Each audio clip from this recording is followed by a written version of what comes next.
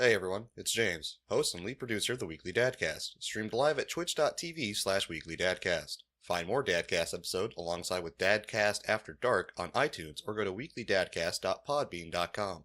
If you have a question for us, email us at officialdadcast@gmail.com or hit us up on Twitter at officialdadcast. For our stream archives and other DADCast content, go to YouTube and search DADCast. Links to all of this and more in the description below. Thank you, and enjoy the show. What's up, everybody? Weekly Dadcast here. It's me, James, your host, along with the two other titans of the internet and video games. We've got Claude, Mad Villainy. Yeah, that's what we're doing. Claude, Mad Villain. And hear the salt in Claude's voice, even though he's not even talking. Claude's origin story being that after a failed comic book, he got so salty that he just decided to be an asshole to everybody he meets, and now he's a very petty mad villain. Then we have Coward Supreme Skylar, can run from confrontation at the speed of a bullet. Also, how fast I chase after the young girls. That too. He's such a coward that he's too scared of real women, so he has to go after children. Apparently not. Yeah, apparently not. Apparently not. Well, I mean, that just goes more into the cowardly thing. You need liquid courage in order to even approach a female. You're like Raj from Big Bang Theory, and nobody likes Raj. I don't like Big Bang Theory. Fuck Big Bang Theory. Exactly. My hot take. So yeah. Oh, what a hot take. I have people who defended that fucking show on my Facebook because I was like, I don't get why no one likes it. Are they 40 years old or older? One of them. Well, there you go. Boomers, man, I'm telling you. Anyway, welcome to the Weekly Dadcast. I'm your host, James. If you're wondering why Claude is so salty, it's because he wanted to do the thing where he introduces. I mean, I haven't even said anything. I was just like, I know. this is what I know. Yeah, this is what we're doing. But I haven't been on in a while, so I wanted to say it. You wanted to steal my bit? That's what you wanted to do? Yeah, well, as a white man, it was very important to him. As a white man, I have to steal everything that black people do. That's the real cultural appropriation right there. You know, like write it down. It's there. What's also here is we have some fan questions here today. Wow, incredible. You have amazing segues here, brought to you by James. If you'd like to send in your fan questions, give us an email at officialdadcast@gmail.com, which I quite remember Claude not remembering, which was funny. Yeah, we've said both of them, and there was a certain point when I stopped caring. Yeah, I was like, holy shit. You're right. You're fair.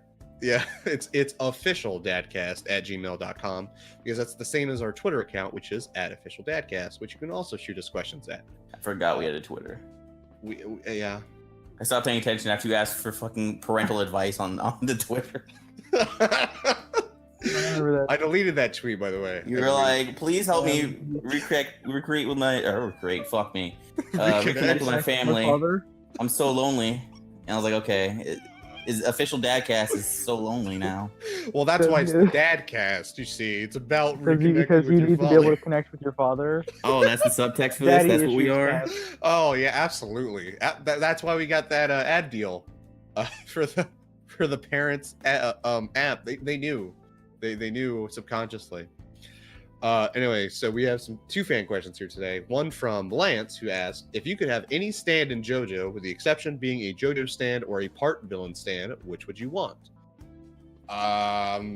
Heaven's Door. Heaven's Door. That's cheating. Heaven's Door is too good. It's perfect for me. But I also want Heaven's Door though, so that's fucked up. I want I want Purple Haze so I can. So you can die. No, it's so whenever somebody asks me what a melee player smells like, I can give them an accurate description. You can murder people. Yeah, I can give them an accurate description of what a melee player smells like. James out here committing murder for memes. It's not a meme, it's a fact.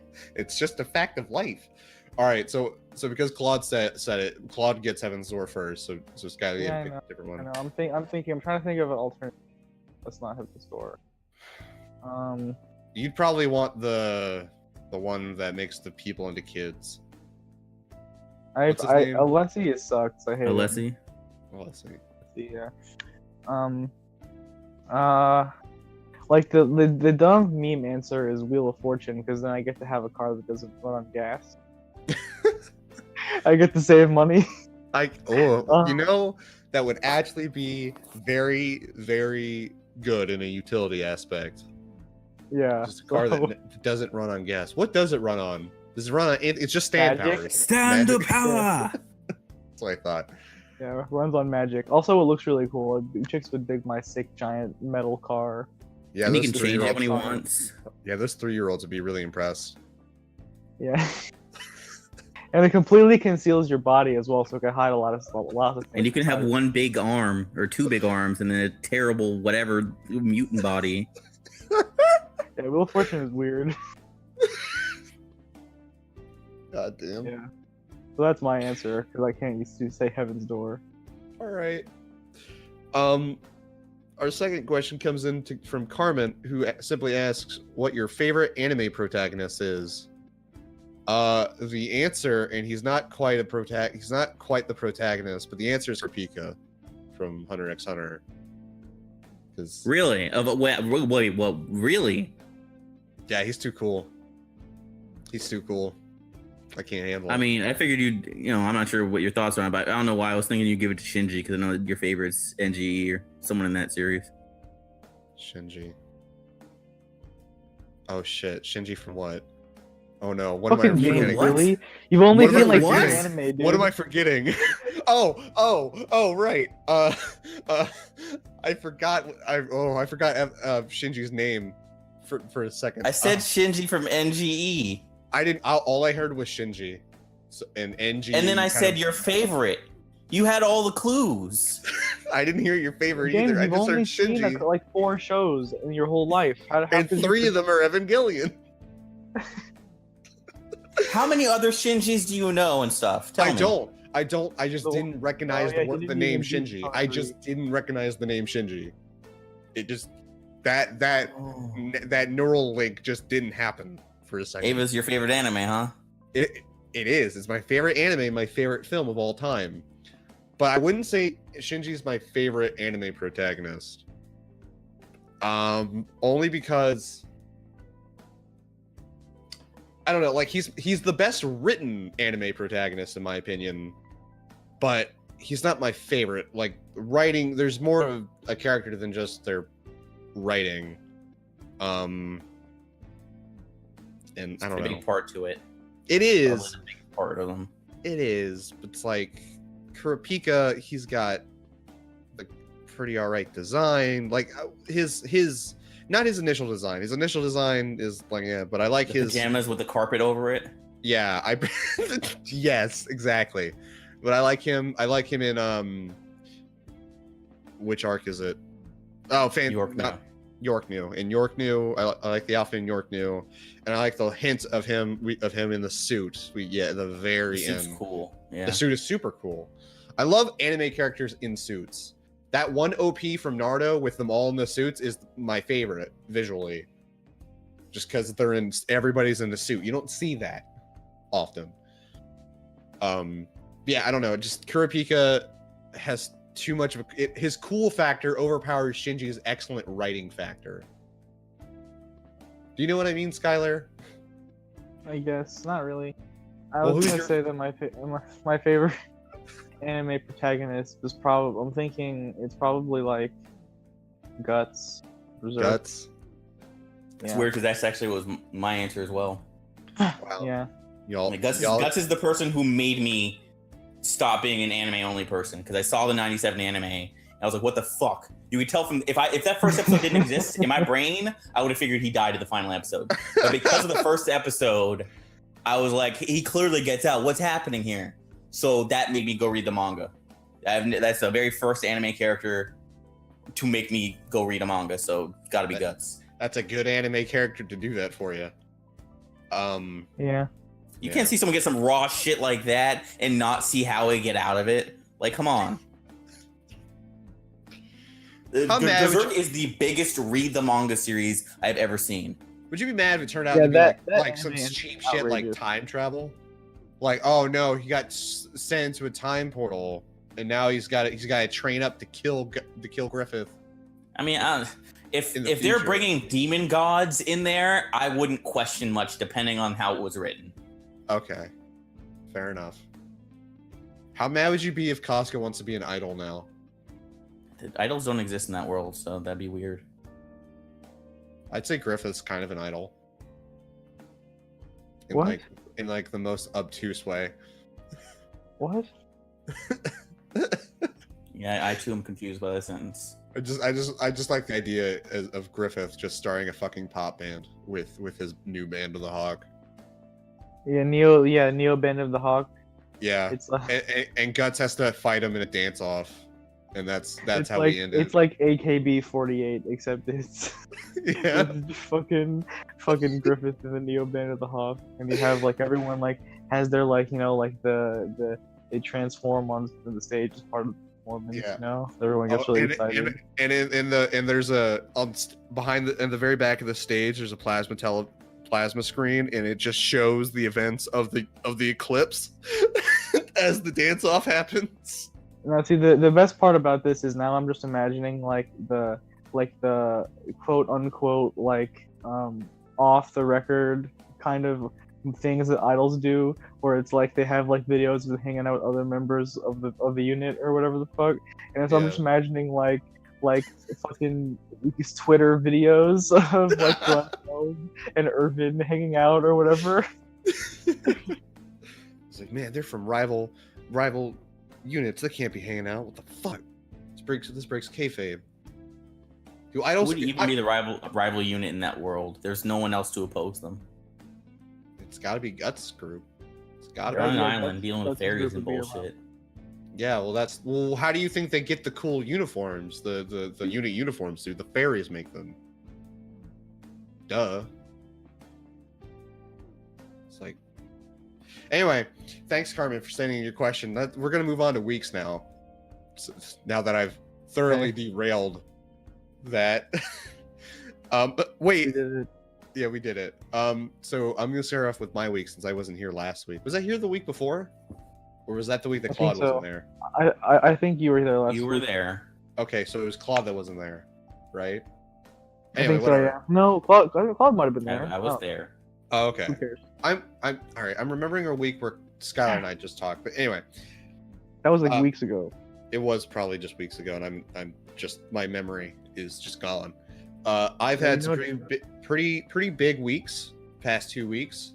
I've watched 4 anime, which were 3 of them were really good, and then one of them has just encouraged me to become a fucking subgroup, one-man subgroup for one specific anime. I watched in order of watching them. I watched Level E. I watched. Forgetting already. What did you watch, James? I watched Flip Flappers, and then I watched Seki no Kuni, and then I watched Ping Pong, the animation. For people Oh, who aren't aware, did you the finish Ping English Pong? name for Hiseki no Kuni is Land of the Lustrous. Yeah, it's the one that's, obviously just a Steven Universe ripoff and looks way worse than Berserk. Ruby. Yeah, Obvious. Ruby. Oh, Ruby. Sorry. Ruby was the line they used. My bad. So Level E is it was written by the same guy who did Hunter x Hunter and Yu Yu Hakusho. So that was interesting that just happened to be my next anime that I watched. That came off of a recommendation from a friend. All 4 of these actually were recommended to me, mainly by Claude and Skylar to an extent. Level E is like kind of a mediocre sci-fi like gag comedy, and you can't find it anywhere other than Funimation. And I could write a fucking thesis on how bad Funimation's player is with how it does subtitles and everything. So I'm going to buy the Blu-ray for that movie, and then I'm going to rip it, and then I'm going to make my own subtitles and make it available at some point, because nobody deserves that. Nobody deserves to have to suffer through Funimation's player. It's actually terrible. Hey, I don't get how the question. sub coding can be so bad. What's up? You said this was mediocre, right? Yeah. Why do you want to put in the effort? It's just one of those things. I've never watched a show, and I'll do this with Monster too eventually. I've never watched a show that has been so unavailable to me. I forgot you were gonna get into Monster. Yeah, that's the next one. The Monster is the next one. So Good. Have you seen Monster, Skylar? I haven't finished it, but I did see a bunch of it at one point, and then I dropped off for like no reason. It was just like I was watching a bunch of shows, and like a couple of them I just never got around to finish. I got like 10 or so episodes into it. Mine was similar, but a bit weird. Sorry to cut you off, James. But like I think I stopped like 20 episodes away from the end because one of my friends I was talking to didn't know I wasn't done with it, and they told me the ending, and I got mad. But it's fine because I don't remember what the ending was. I don't remember anything. I remember just the big events. So I'm like, I'm getting back into it. Nice. Are you? You know, why don't we do a group watch of that? Of Monster. No, I was gonna read it. Like I had the first. I want to read it. Yeah, because remember when we looked at those volumes? Yeah. I have the first one, and my sister asked me what I wanted for Christmas. I was like, get me the rest of these. So I already have all the volumes. I just need to wait for Christmas to get them all. All right. Well, I still have yet to finish any Urasawa thing at all. Like I started 20th Century Boys too. Oh, he did 20th Century Boys. Neat. Yeah, and like I read a bunch of that too, and that was really cool. And I stopped reading it for like no reason. And then I keep like flirting with the idea of reading Pluto because it seems really cool. I just haven't got around to it yet. All right. So Lovely is like all right. If you like gag anime, you go for it, but it's not all that great. But it's only 12 episodes, so it's fine. Then I watched Flip Flappers, which Claude and Skylar have been really adamant people should watch, especially Claude. So I watched it. Yeah. Aggressive almost. Very aggressive. Not even almost. It's incredibly intentionally aggressive. In fact, it's all right. It's not a big favorite. I feel like it really takes too much time getting to like where it's trying to go at the end. Like I feel like it takes too long to get to that point where we learn some of that stuff. The action scenes are fine. They're good. Fine. Oh. They're good. Fine. No, they're good. I'm just remembering the transformation sequences. The transformation sequences are fine, I'd say. But I mean, it's pulling out of like it's literally Sailor Moon cross Dragon Ball Z, wasn't it? Oh yeah, like, literally, like actually yeah. Sailor Moon. Yeah, actually Sailor Moon. Like the only reason I wanted to question you when you said like all right at first is because I instantly think the first fight scene you see, which is in episode 3. The first fight. Yeah, you're right. I'm misremembering the transformations because they have the robot stuff. Yeah, the robot stuff's pretty good. No, the fight scenes are good. It's just, and like the story overall is good. I just think for something that's only 12 episodes, I think it takes too long to get to the main point of the story. I feel like you probably could have shaved off a couple episodes. I don't know which episode specifically, but something could have been done. Overall, I'd give it like a 7 out of 10. I think that opinion is interesting to me because usually when people talk about Flip Flappers, it's the exact opposite. When people like have a conversation about it or whatever, that usually people think that they really like the first half or like 70% of the show, and then there aren't huge fans of like the last couple episodes where it's like the plot starts to gear in more. A lot of people at the time that really liked it were more into like the episodic stuff at the beginning. And then when I got to the end, they were like, the plot wasn't as interesting. I should state that the reason why it's kind of slow in the beginning is because they focus a lot on the character relationship between Paprika and Kokona. Kokona, thank you. Kokona. It's a bizarre name. I have How trouble. could you forget their names? They say them constantly. Yeah, Kokona, Paprika. Yeah, it's because it calls out to Kokona like 17 times an episode. God damn, especially that last episode. Holy shit. Anyway, just it takes a lot of time to make sure like the relationship between these two is established. But and that's fine. I liked it. The relationship is very cute. It just I think something like an episode or two could have just been taken out and or just rearranged in some capacity to make this feel a little bit better paced.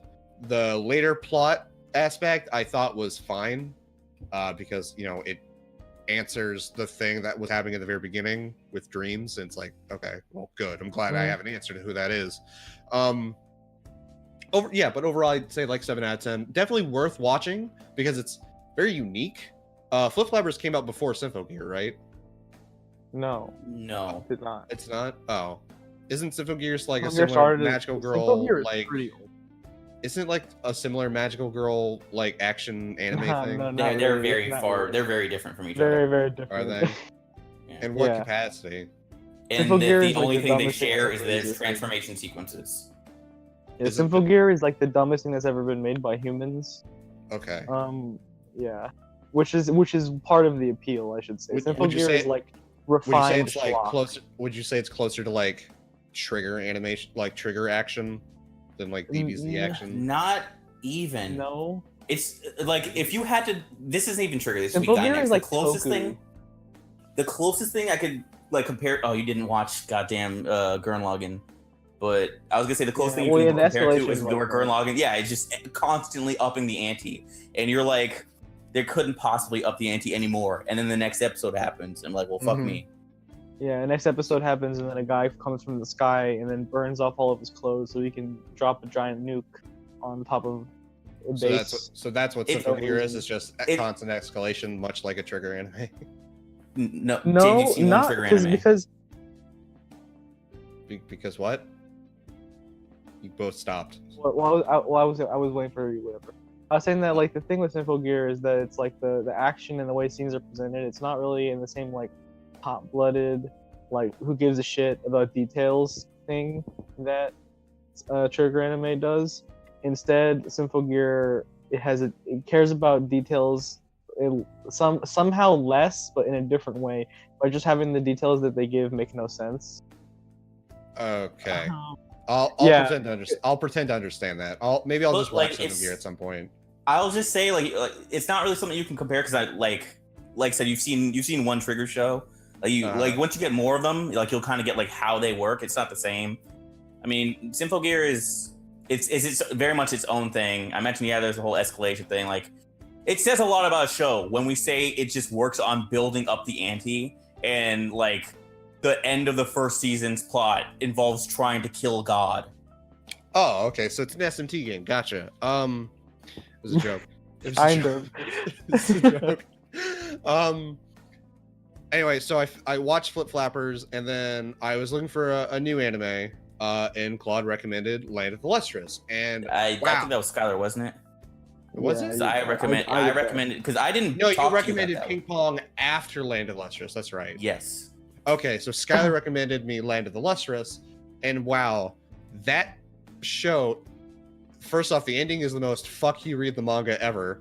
No. Yeah, it's pretty Berserk. whack. I was already reading the manga before the anime ended, so it didn't bother me that much. But yeah, if you're not reading the manga, it's like, oh, then the story just doesn't end. There's no ending here. Please read There's the no.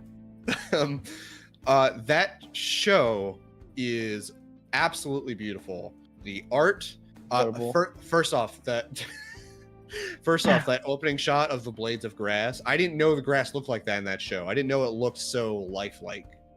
It Man. looks lifelike in in a very specific way, where it's like it's very clearly stylized, but it looks like something you could still see.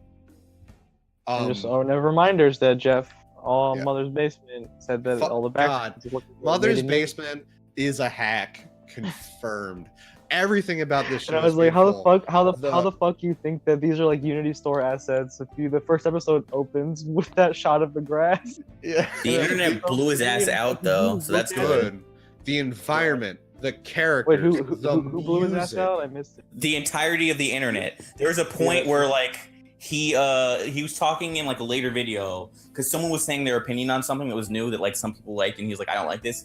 He's like, you be careful what you say because this is about to be your Land of Lustrous. I'm still getting shit for that to this day.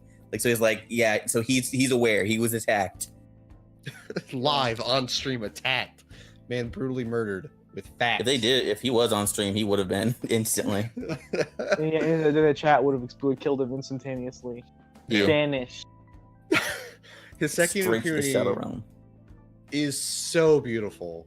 The music, the character. I love how expressive these characters are. It's the most expression I've ever seen on a 3D character model in anime.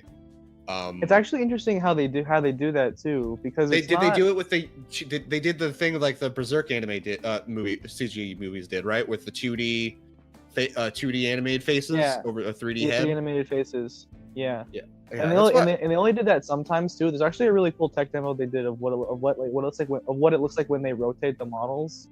Oh, really? It's super interesting because I think I see if I can find it, because it's like when you look at it when you rotate it, it's interesting how the eye like changes. It basically has like weird Guilty Gear tech where like the face shape like contorts when you rotate the model, so it looks better in 2D or whatever, like for the thing, so it looks more like 2D animation. It's very cool because the eye like collapses a little bit. Okay.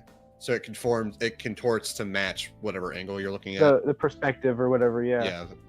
The music is beautiful. The wind chimes and like the soft drums, like the Buddhist Indian like.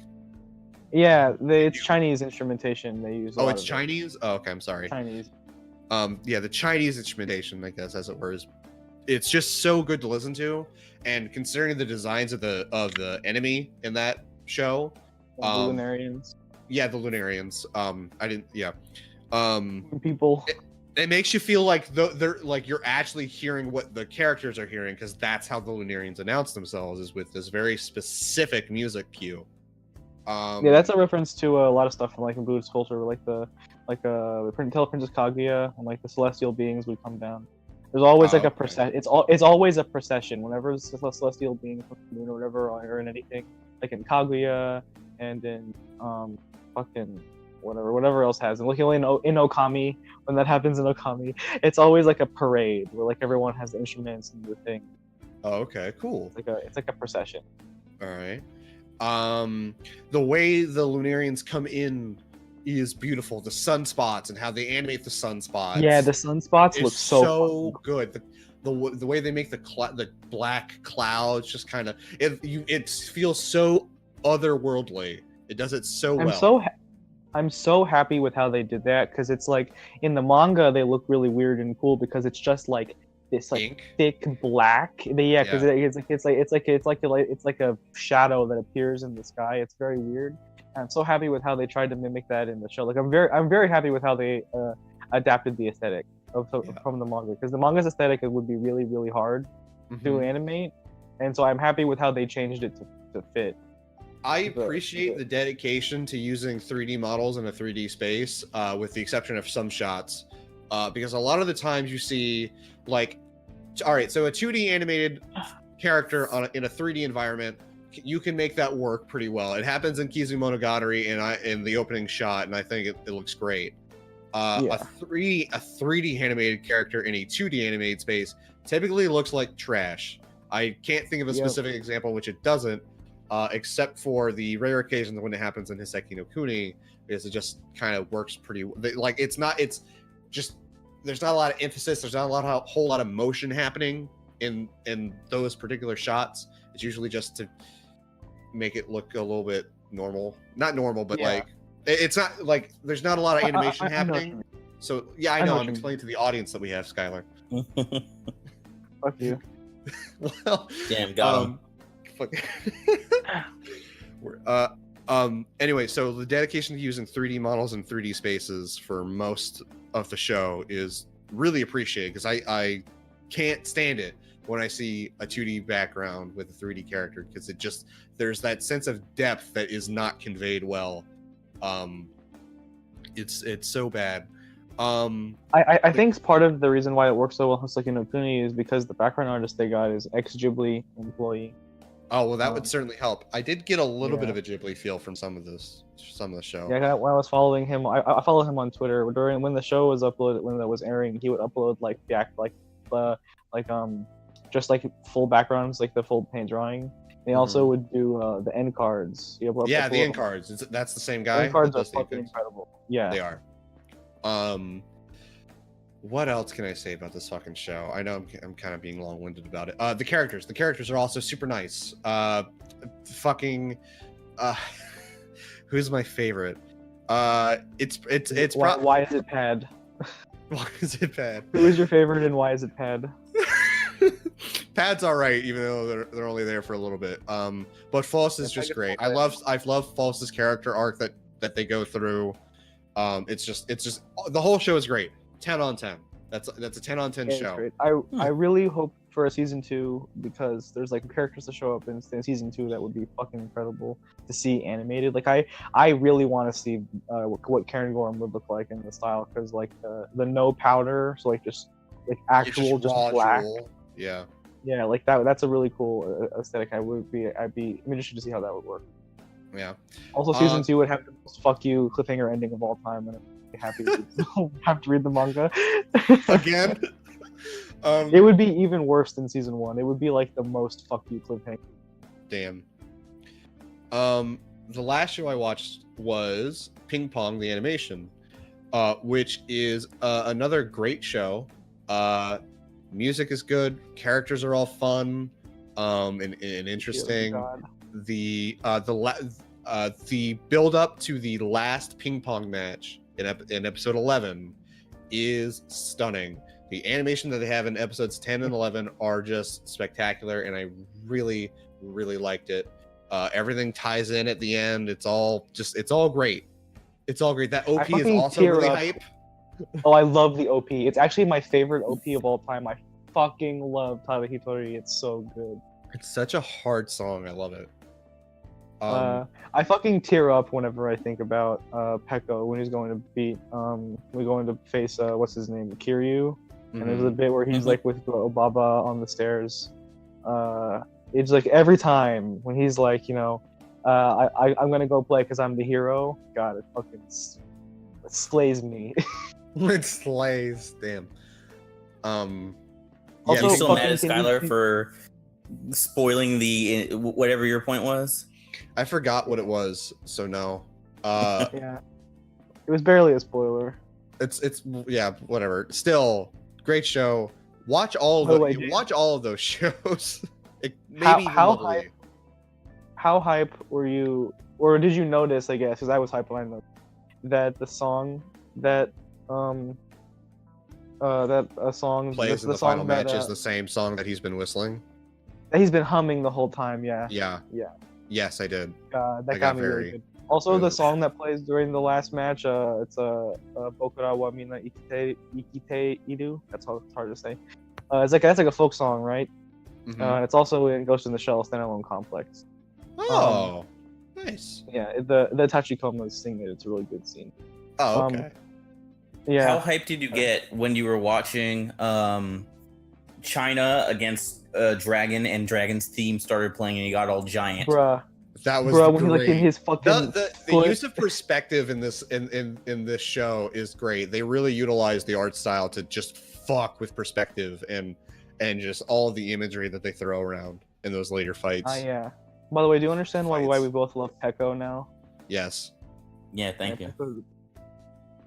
Fucking yeah, dude. Well, yeah, I watched the last episode of Ping Pong in an elevator where do planes go? What's that place called? Airport. In an airport terminal. And I was like openly crying in an airport terminal with my friend who was watching the show with me. God damn. Yeah. All right. Yeah, well, that scene really got me. Really. I do have to hurry up and get through my. I have to get through my week real quick. There's more. Okay. No, well, I've been gone for like 2 weeks. Just real quick. I started working with UPS. It's fun. Having a lot of good time. Got offered a job with Comcast to be a technician. I mean, so similar benefits to UPS. I'd like to stick with UPS, but that's like on a recommendation thing. And my boss said he'd recommend me, but it's not a guaranteed thing. But I have a different job that I could go to if things don't work out.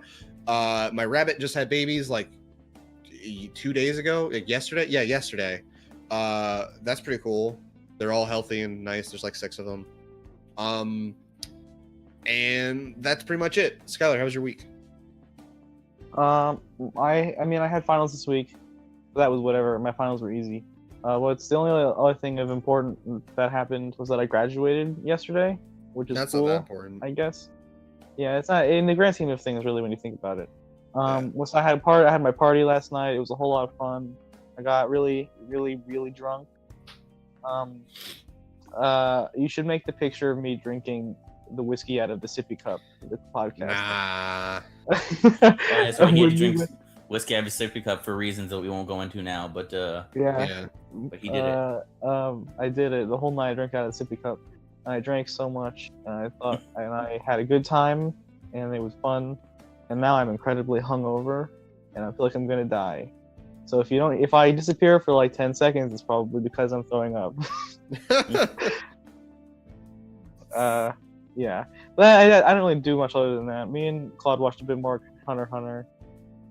We watched a good bit more. We're halfway through with Chimera Ant. Well, yeah, we're almost done with Chimera Ant. Well, not almost done, but we're like halfway through with Chimera Ant. Look forward to the Hunter x Hunter spoiler cast incoming. I've been looking forward to that shit for a year. I want to know who the eyebrow Chan is. That's from the new ED. You'll see her in a couple episodes. Big old eyebrows. I couldn't tell if it was a boy or a girl from the ED art, to be honest. Oh, right. That's a girl. It is. I was Yeah. there. She got big old rockly eyebrows, and then they're a Isn't it different also color like than her hair, and Isn't so that it also reminds like me a of that child? dude. No. I think so. Is it not? I thought it was a child. Damn, whatever. Fucking Togashi's fucking me up. Oh no. Okay, now I remember who you're referring to. I thought it was a different character. Her eyebrows remind me of. I'm thinking of the girl from the last ED. Oh. Yeah, for some reason I misremembered her having big ass eyebrows. Please continue.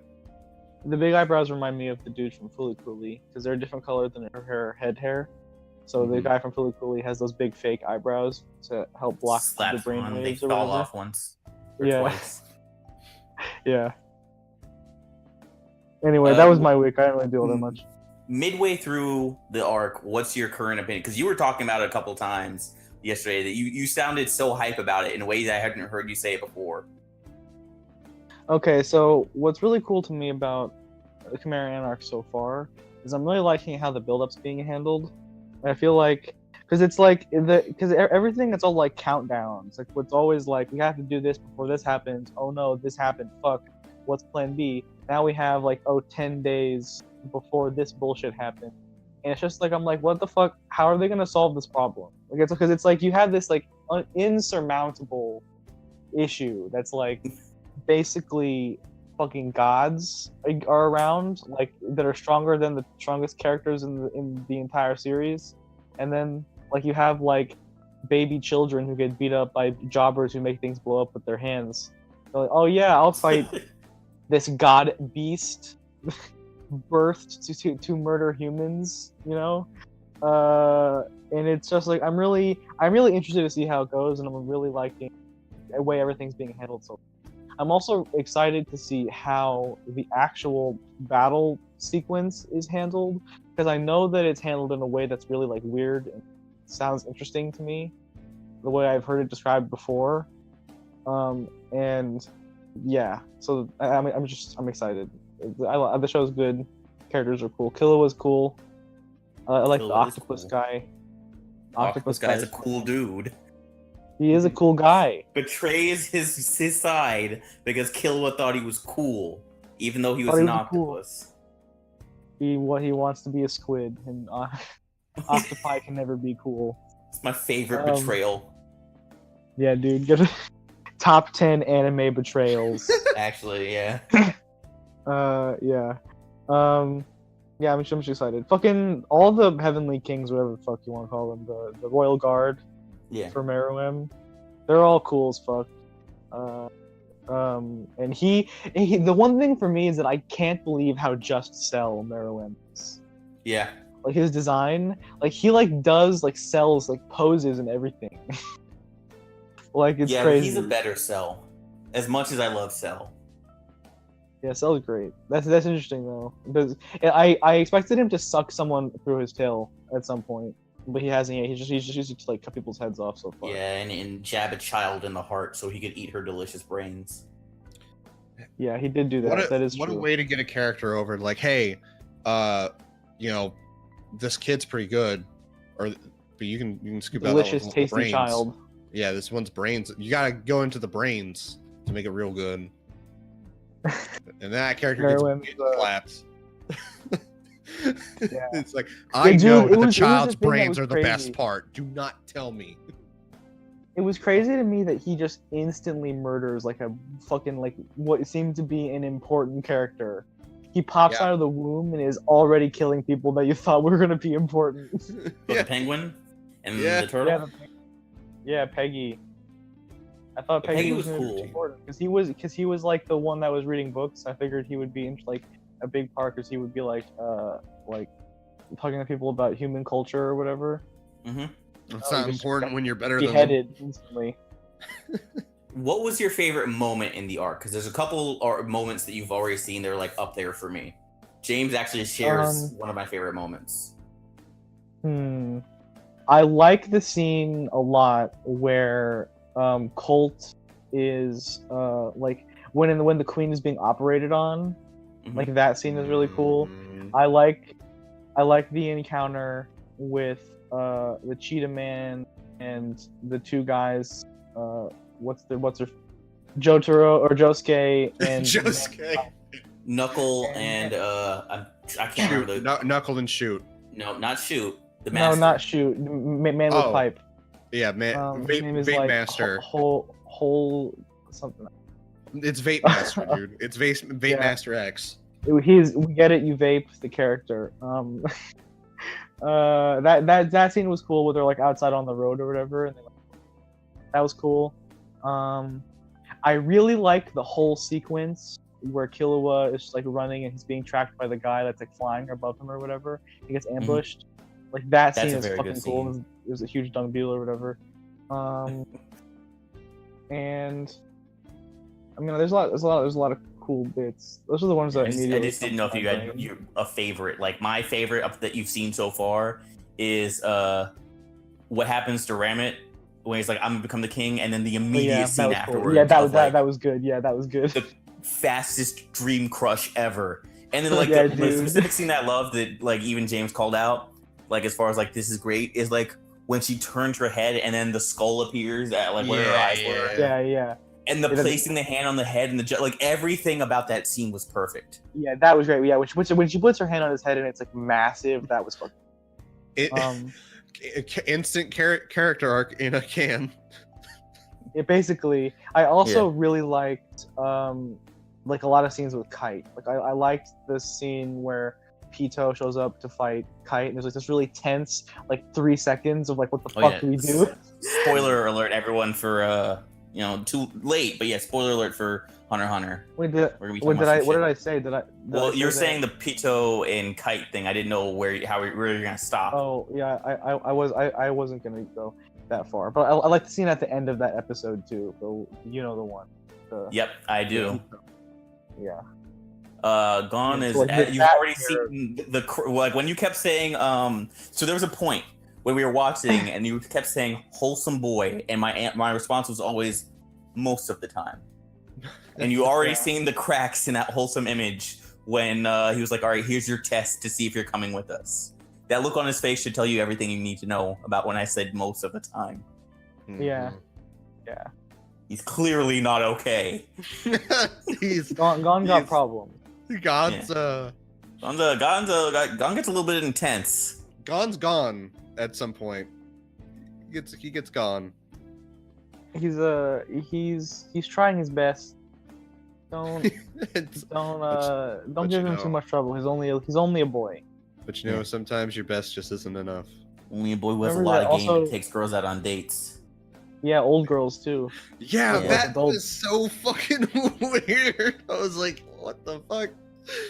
Gon, what are you doing? Gon knows about fucked those before. Shotacons. Is this like the goofy fucks meme? It's a Gon fucks? Gon Yeah. fucks. He does. Gon fucks. It's like, yeah, some of my mom's or Mito's friends and also some women who came on shore and they showed me how to do some stuff. And then Kill was, what the fuck? Like, That face when Kill was a little bitch virgin. against Gon. Yeah. Chad Chad. Gon. Well, when you've been locked up for your entire life, you don't really got a choice. I mean, his mom Yeah, was but if you weird. think about it, Gon's. Wait, no, he wasn't locked up his entire life because he was in the Headburn's arena. Huh? What? If you really think about it, Gon lived in a prison of his own making as well, because the island was so small, and he didn't leave it. I don't know if that's his own making. Mr. Fantastic, I think you're reaching a little too far. A prison of his own making. It's like the Gintama episode about Prison Break, about where it's like in season 2 of Prison Break, they've already broken free from the prison, but the title still works when you realize that society is prison. Jesus Christ. Yeah. It's the best episode title of all time. God damn. Why are you like this? Fuck you. Watch Gintama, even though I don't really watch that. Even though I don't actually watch Gintama. I'm not gonna watch all of Gintama. I'm good. I want to watch Gintama. Gintama. Is so long. There's already so much on my list, and Gintama is long enough for me to be like, nah, that can wait longer. I love that Gintama is. I love that Gintama is ending, but he fucked up and he forgot to put in the notice that it was ending as far to the publisher.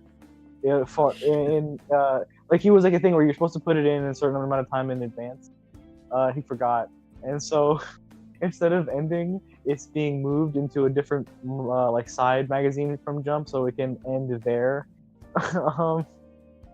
Yeah, it's pretty fun. Yeah. Anyway, Hunter x Hunter is cool. So guys, she's going on break again. Yeah. Everyone on Really be Suicide like that Watch. Sometimes. He's apparently getting sick again. Yeah, Have you seen his room? But I don't know how recent that picture is, but I have seen that. Where he looks like that guy from fucking Genshiken, who I think I don't know how old that picture is, but was he married to Sailor Moon author at that time? I would hope not. Yeah, I don't know if she could handle that shit. It's fun. Alright.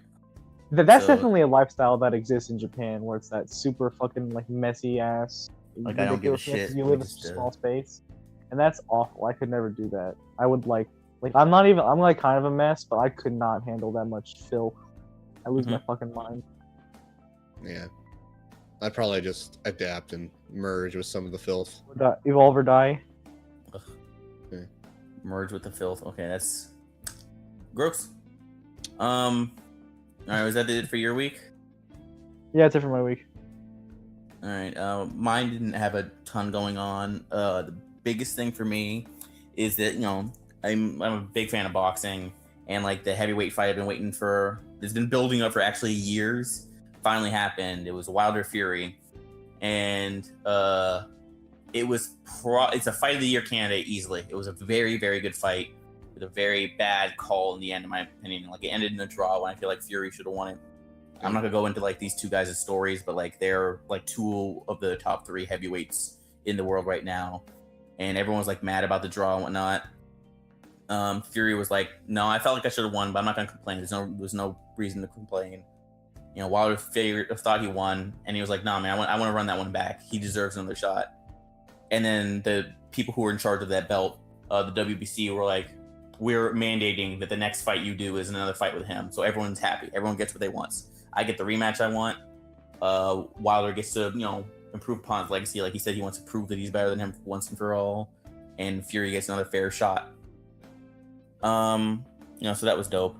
I've been playing more Civ 6, which is still Civ 6. I'm liking it. I think the war system is fucked up. This is the first time I've had another nation, because I usually play the aggressive game.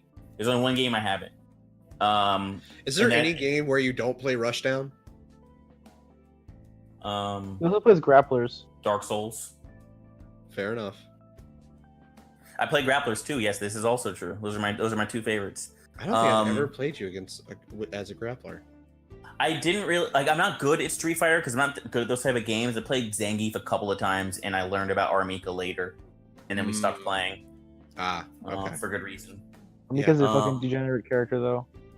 Yeah. It fucked Fudo. Although I love watching Fudo play though. He's such a fun. Fudo and Luffy are both really fun.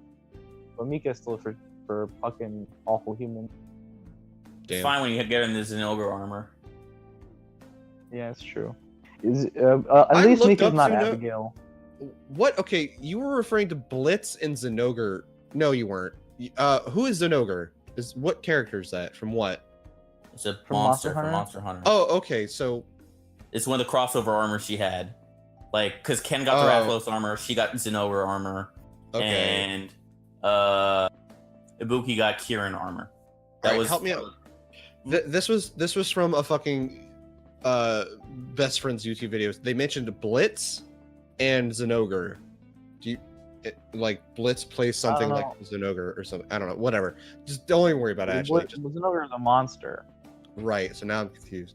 Go on with your week. I'm sorry. You're fine.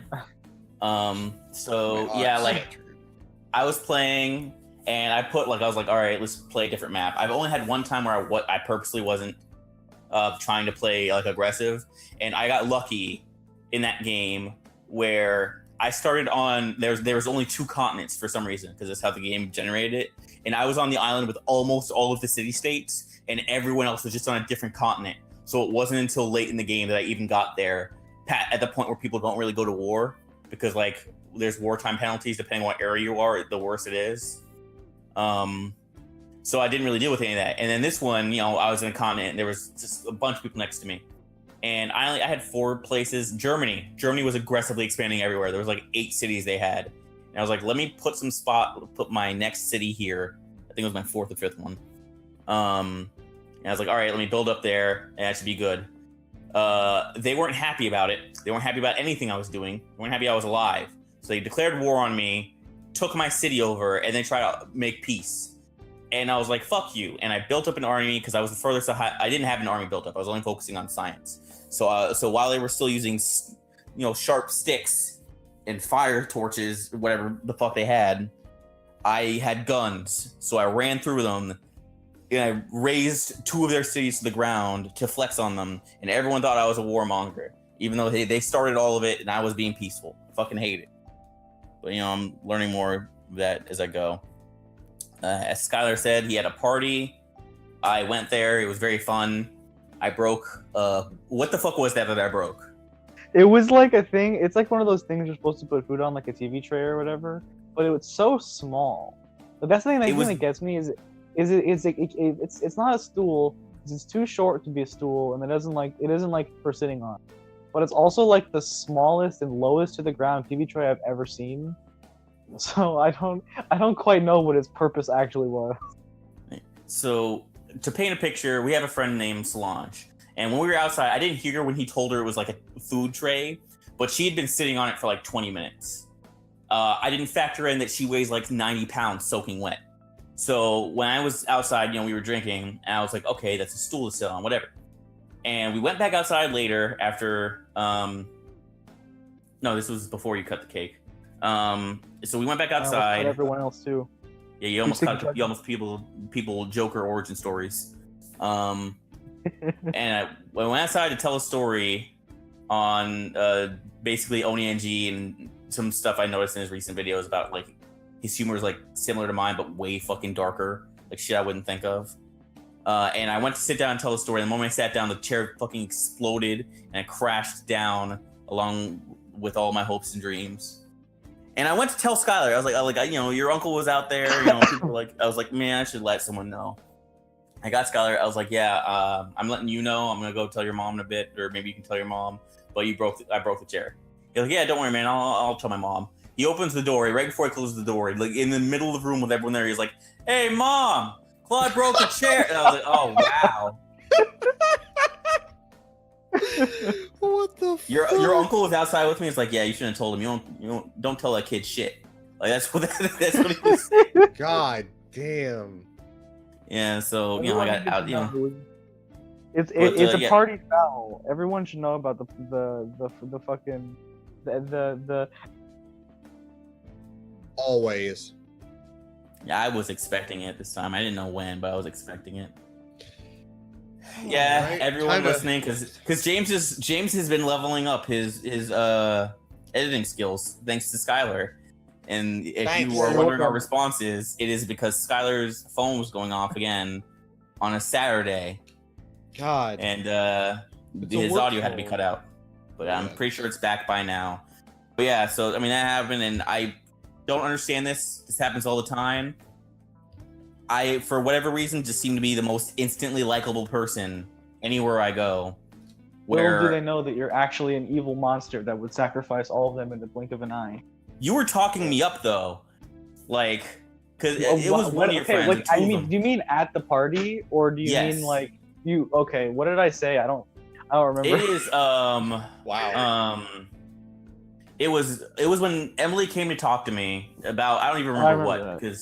and then like I don't remember what I was saying, or it was just a basic conversation, and you were like, she said something about me being a good guy. I was like, I don't know about all that. And she's like, no, don't let him fool you. He's like, he don't listen to him. He's actually a really good guy. And I was like, I mean, you're It's ruining my true. image. Yeah. I mean, like, yeah. Everyone. I feel like everyone that talked to you, even for like brief or whatever, was just like, yeah, Claude was cool. Also, my family is always really excited to meet my friends, and so since none of them had met like you guys yet, then Mhm. they were like hype about it, you know. Mhm. They like the confirmation that I do in fact have a social life. Sort of. Yeah, only a little bit. And then yeah. the last thing I did was be all over fucking Smash Bros. Playing World of Light and then unlocking the characters. And oh boy, does World of Light have some bullshit in it?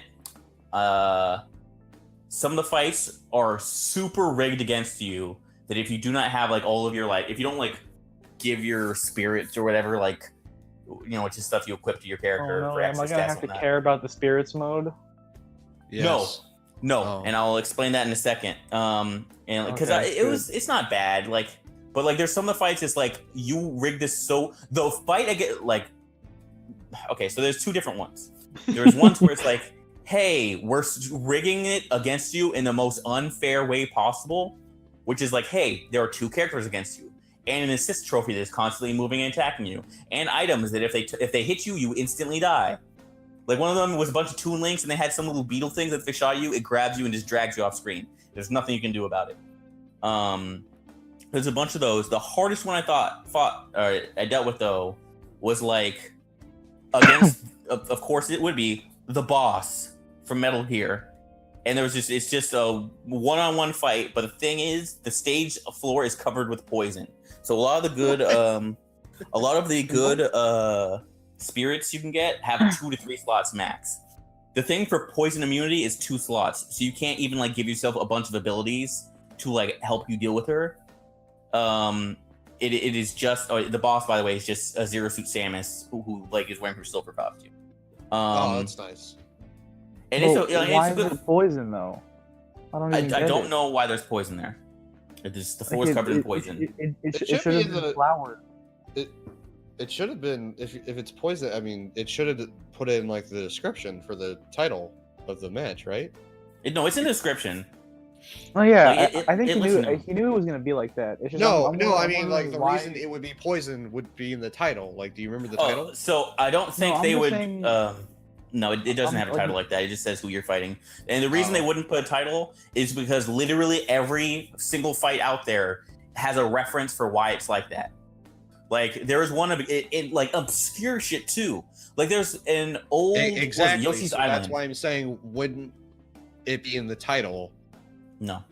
What you I'm just just- said, if every fight has an obscure reference as to why it's like that. So if it's poisoned, Well, yeah, if Well, the floor is James, poisoned, then James. it would be in the title because it would be referenced somehow.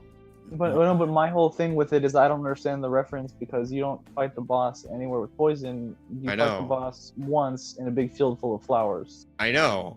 Um, Hence why I asked what the title of the fight was, because maybe that would glean some information. There's but no apparently- title to the fight. I know that now, Claude, because you just said it. God damn. Now please continue. angry. Oh god, I fucking don't like you. It's your fault, dude. It's fucking your fault. It's your fault. You literally interrupted me before I was gonna say And now that we know that there's no title for the fight, we know that we can't find out why it's. Anyway, so there's another way to unlock the character. I don't want to go through it. Just let me actually like look at the video, and I'll just say it for anyone who has Smash Bros. And it's like, hey, I don't want to deal with it. Under 90 minutes, fast. Was it all right? So it's from a YouTube channel. It's called Austin John Plays. The name of the video is Under 90 Minutes, Fastest Way to Unlock Characters in Smash Ultimate.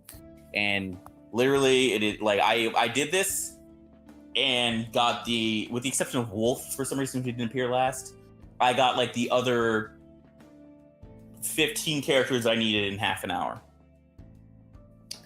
So, I mean, yeah, I haven't really got time to. I've been just focusing on unlocking characters. Literally, right before the podcast, I like I said, except for Star Wolf, I unlocked like the last person that it was in the chain of who I needed to unlock. So the next time I play, I'll be, probably going to practice mode with a new character, see who I like, who I don't like, and come Monday, I should be starting to do the ranked matches.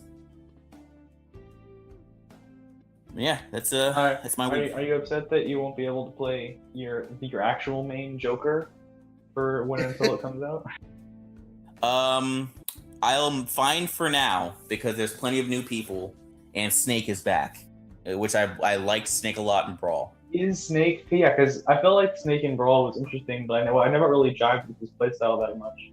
So I'm interested to see if I will like him in this. I guess. Your audio changed significantly, by the way. I'm sorry, because I moved into the bathroom, so now everyone knows. You taking a shit? No, don't worry about it. Okay. Oh, you might be throwing up in a second. I get it. Yeah. But yeah, that's it for my week. All right. Well, with that being said, now that everybody's week is done, we will move on to the weekly waifu cast. So I believe this is the Persona waifu cast still. Yes. Did I miss something? All right. Well, hit us up with our Persona waifu. This week we'll be talking about Futaba Sakura. Oh, I wonder what I would think about this character. I wonder what I would think about this trash can. How about go fuck yourself? I don't like her design. I don't like her design. What about her design do you not like? I actually really like her design. Also, haven't you said that you liked her design in the past? No. I don't think Are you sure, sure Mr. Red Riot incident? I'm pretty sure you have. Look, you're gonna have to find undeniable proof that I said that. But as of right now, current James says that I don't particularly like it because I think it's. Is it her casual design or the Mementos design? Yeah, do you not like her frog thing? So with your response, I guess you meant that by her regular design. Yeah, I don't really care for No, it. fuck you. Her regular design's fantastic. She's not even my favorite character in the game, and she's my favorite design. She's stylish. I don't like it. No. I don't like it. Like non-Memento, she has the best design. Huh? I like all of her designs as well. Like her sick Tetris shirt that she has for the summer is great, and then she's got like her normal outfit's great, and then her dancing all night outfit is godlike. Because it's basically just the same outfit she normally has, but instead she's wearing Converse and she has like the ripped tights. It looks so good. Too bad the rhythm game doesn't play well. Yeah, too bad the game is bad. That's fine. It doesn't have the same issues as the last rhythm game. Apparently it does. Actually, I've heard it's worse. How does it get worse? I don't know. I don't know how it could be worse, but someone did tell me that, which is bad. I didn't play the old one, like for P4. I did play the demo for 5 because I was like, I'm interested. And then like, I was like, why does this feel like it's like the split second off? This is throwing me off. And this guy was like, yeah, that was an issue before. And I was like, I hated it. And I was like, well, I guess I'm not playing this game. I never actually touched once. Yeah, I never actually touched Dancing All Night, but I had people describe to me that it's basically a rhythm game that doesn't have like a theme. And so that's a big problem. Sometimes songs are in odd meter, or there's meter changes, and so you don't have eighth notes, so that's a big problem. I don't like Futaba's design because I think it's too much bait. It's like every character's like some level of like weeb bait, but this is the hardest weeb bait I've ever seen. I don't know. Like the jacket that's too big with the shirt that's too big.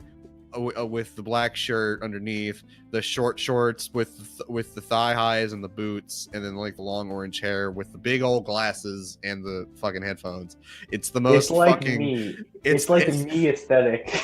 Exactly. It's weeb bait, and I just don't like it. That's just, like no. That's what girls I like to look like. I love like. Like I said, loose-fitting it's clothes weeb aesthetic is bait, genre. and therefore I don't like it. And then also the Mementos Well- design also looks like shit. So I mean, there you go.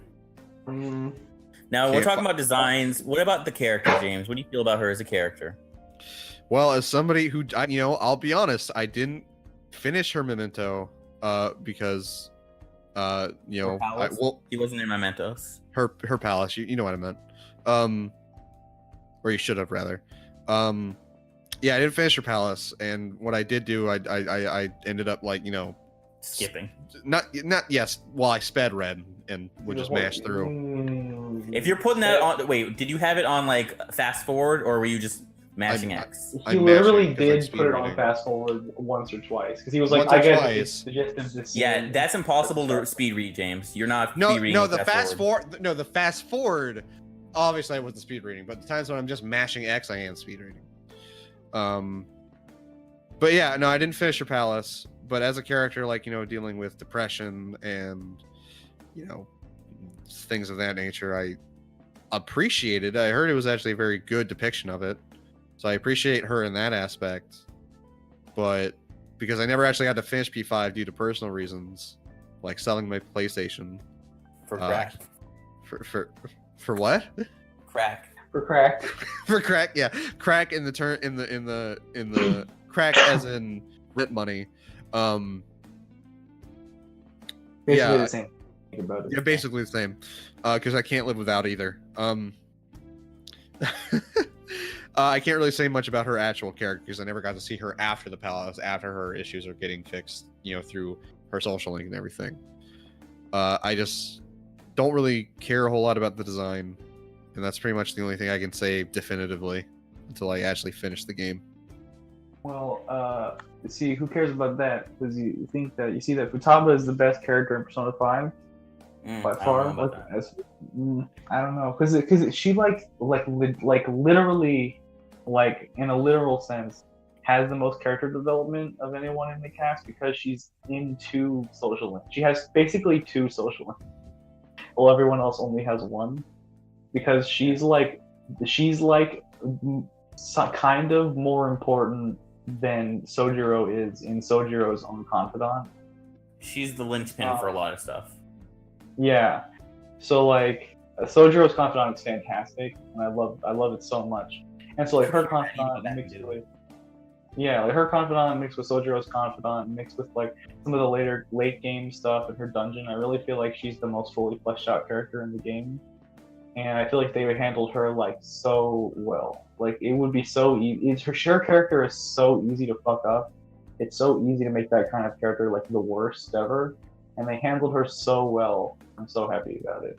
And I also want to point out I played the game in Japanese. So her Japanese voice actress is Aoi Yuki, who I've probably mentioned before. She's Hibiki's voice actress from Symphogear. Mm-hmm. And she's fantastic, and her performance as Futaba is like one of the best things she's ever done. So she's great. I love it. Futaba's the best. Fuck all y'all in the universe. I'll fight you. We'll fight in the future because this is focusing on Futaba. When we get to my favorite, we'll fight.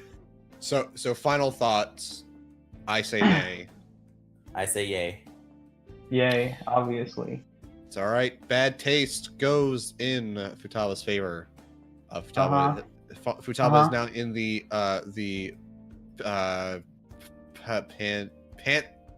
pantheon. Pantheon. Yeah, you can do it. Did you say pantheon? Pantheon of viable waifus in Persona. And with that, we'll move on to the news.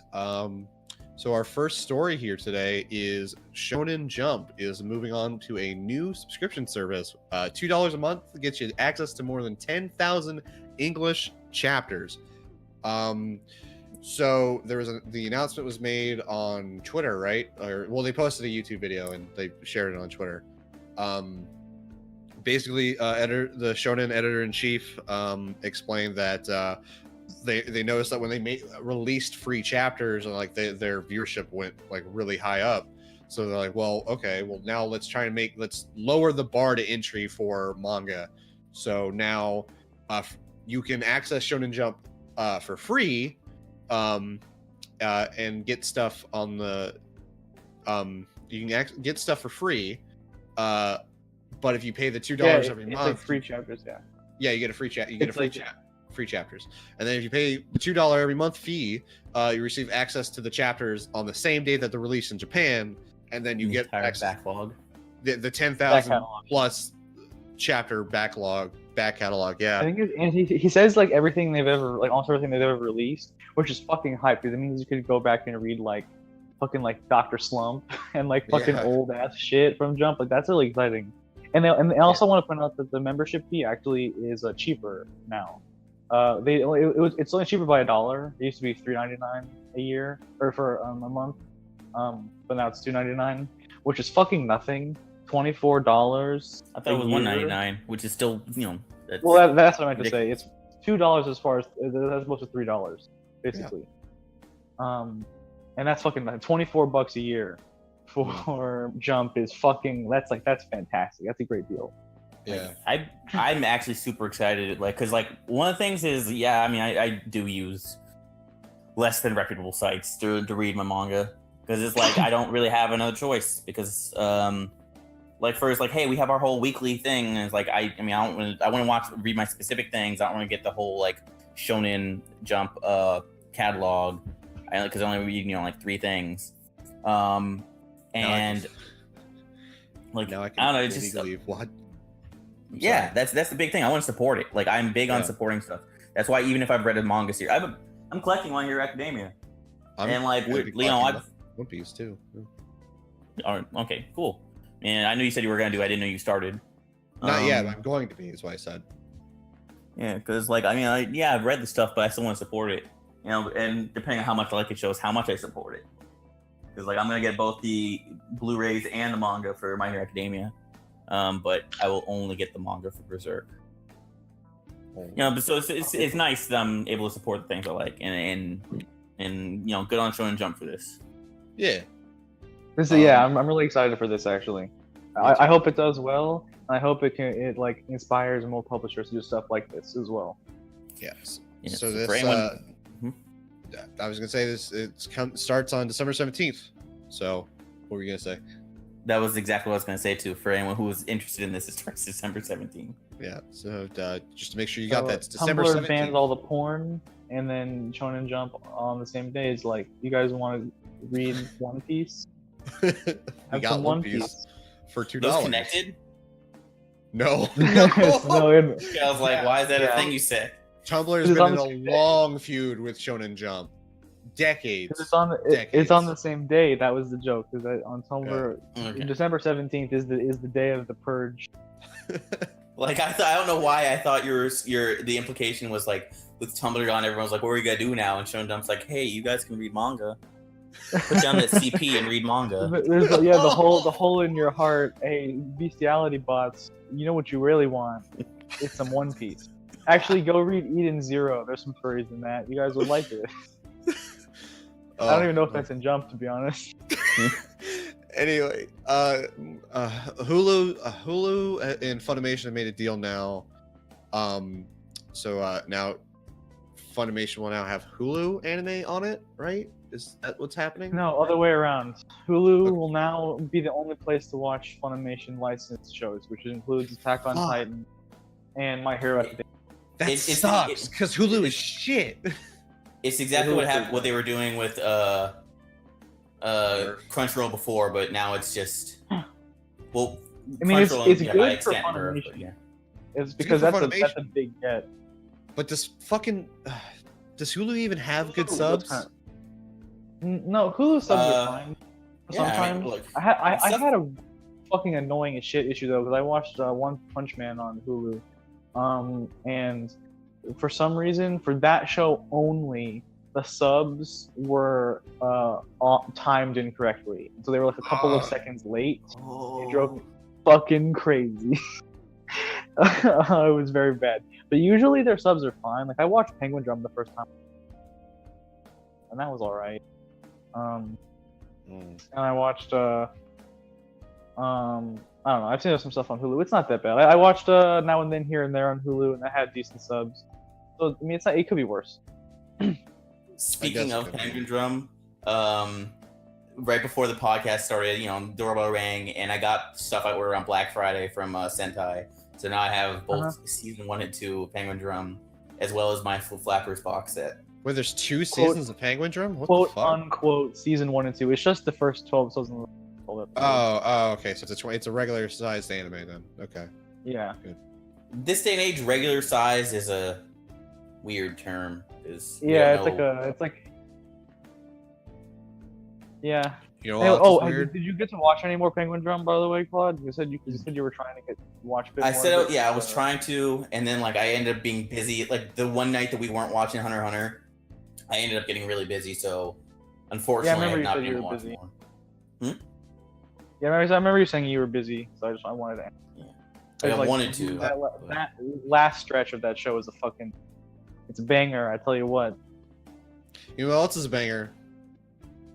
Ghost in the Shell. Netflix released a new Ghost in the Shell anime in 2020. It really is. Fucking hype. Appleseed Shinji Aramaki. Yeah, I've seen the movie, both movies, and then both seasons of Standalone Complex. And then I saw a little bit of. How did you not remember the part where the Tachikomas sing the song? It's like a big scene. Ask me again how I, James Hansen, didn't remember something. But it's like one of the best scenes in the show. The Tachikomas are the best. Ask me. I didn't remember Shinji Ikari's name at the beginning of the podcast. That baffles me. Again, Appleseed Shinji Aramaki and Ghost in the Shell Standalone Complex's Kenji Kamiyama will direct, which is good. Yeah, this is great. By the way, we talked about it last week. Those are the same. What the fuck was that? That's a dog. Scared the shit out of me. Liam, what the fuck are you barking at? Those are the dogs of hell. What the hell? What was it barking at? It's just my dad. You're barking at my dad? He just got here, huh? What are you barking at? Stop it. Goddamn. Anyway, Ghost of the Shell Standalone Complex 2045 will be coming out in 2020. And then timeline, where's it taking place at? Do you know? I'm not sure. 2045 probably, because it's called Standalone Complex. It's called Ghost in the Shell Standalone Complex 2045. And do you mean what timeline in the show? I mean, it depends. It might be with Arise, it might be with Standalone Complex. No, I'm guessing because James, Standalone Complex second good case takes place in 2032. Just letting you know. In case you forgot, which you probably did. Yeah. Okay, see, that's the thing I didn't know. That's why I was like, where? I didn't know there was an established year, but yeah. So I was asking. Thank you for coming off super aggressive for no reason, though. I did because it's in the name. So the fact that you asked the time, what part of the timeline, it's like, well, it takes place in 2045. So probably the latest. Yeah. Also, it's unclear if Arise is even canon Standalone Complex because that shit is. Well, it can't be because it's shit's way off. It's way inconsistent with the Standalone. Yeah, well, Arise also is bad.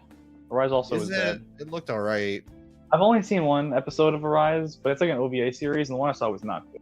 So, I don't have strong opinions on Arise, but the one I've seen of it is not good.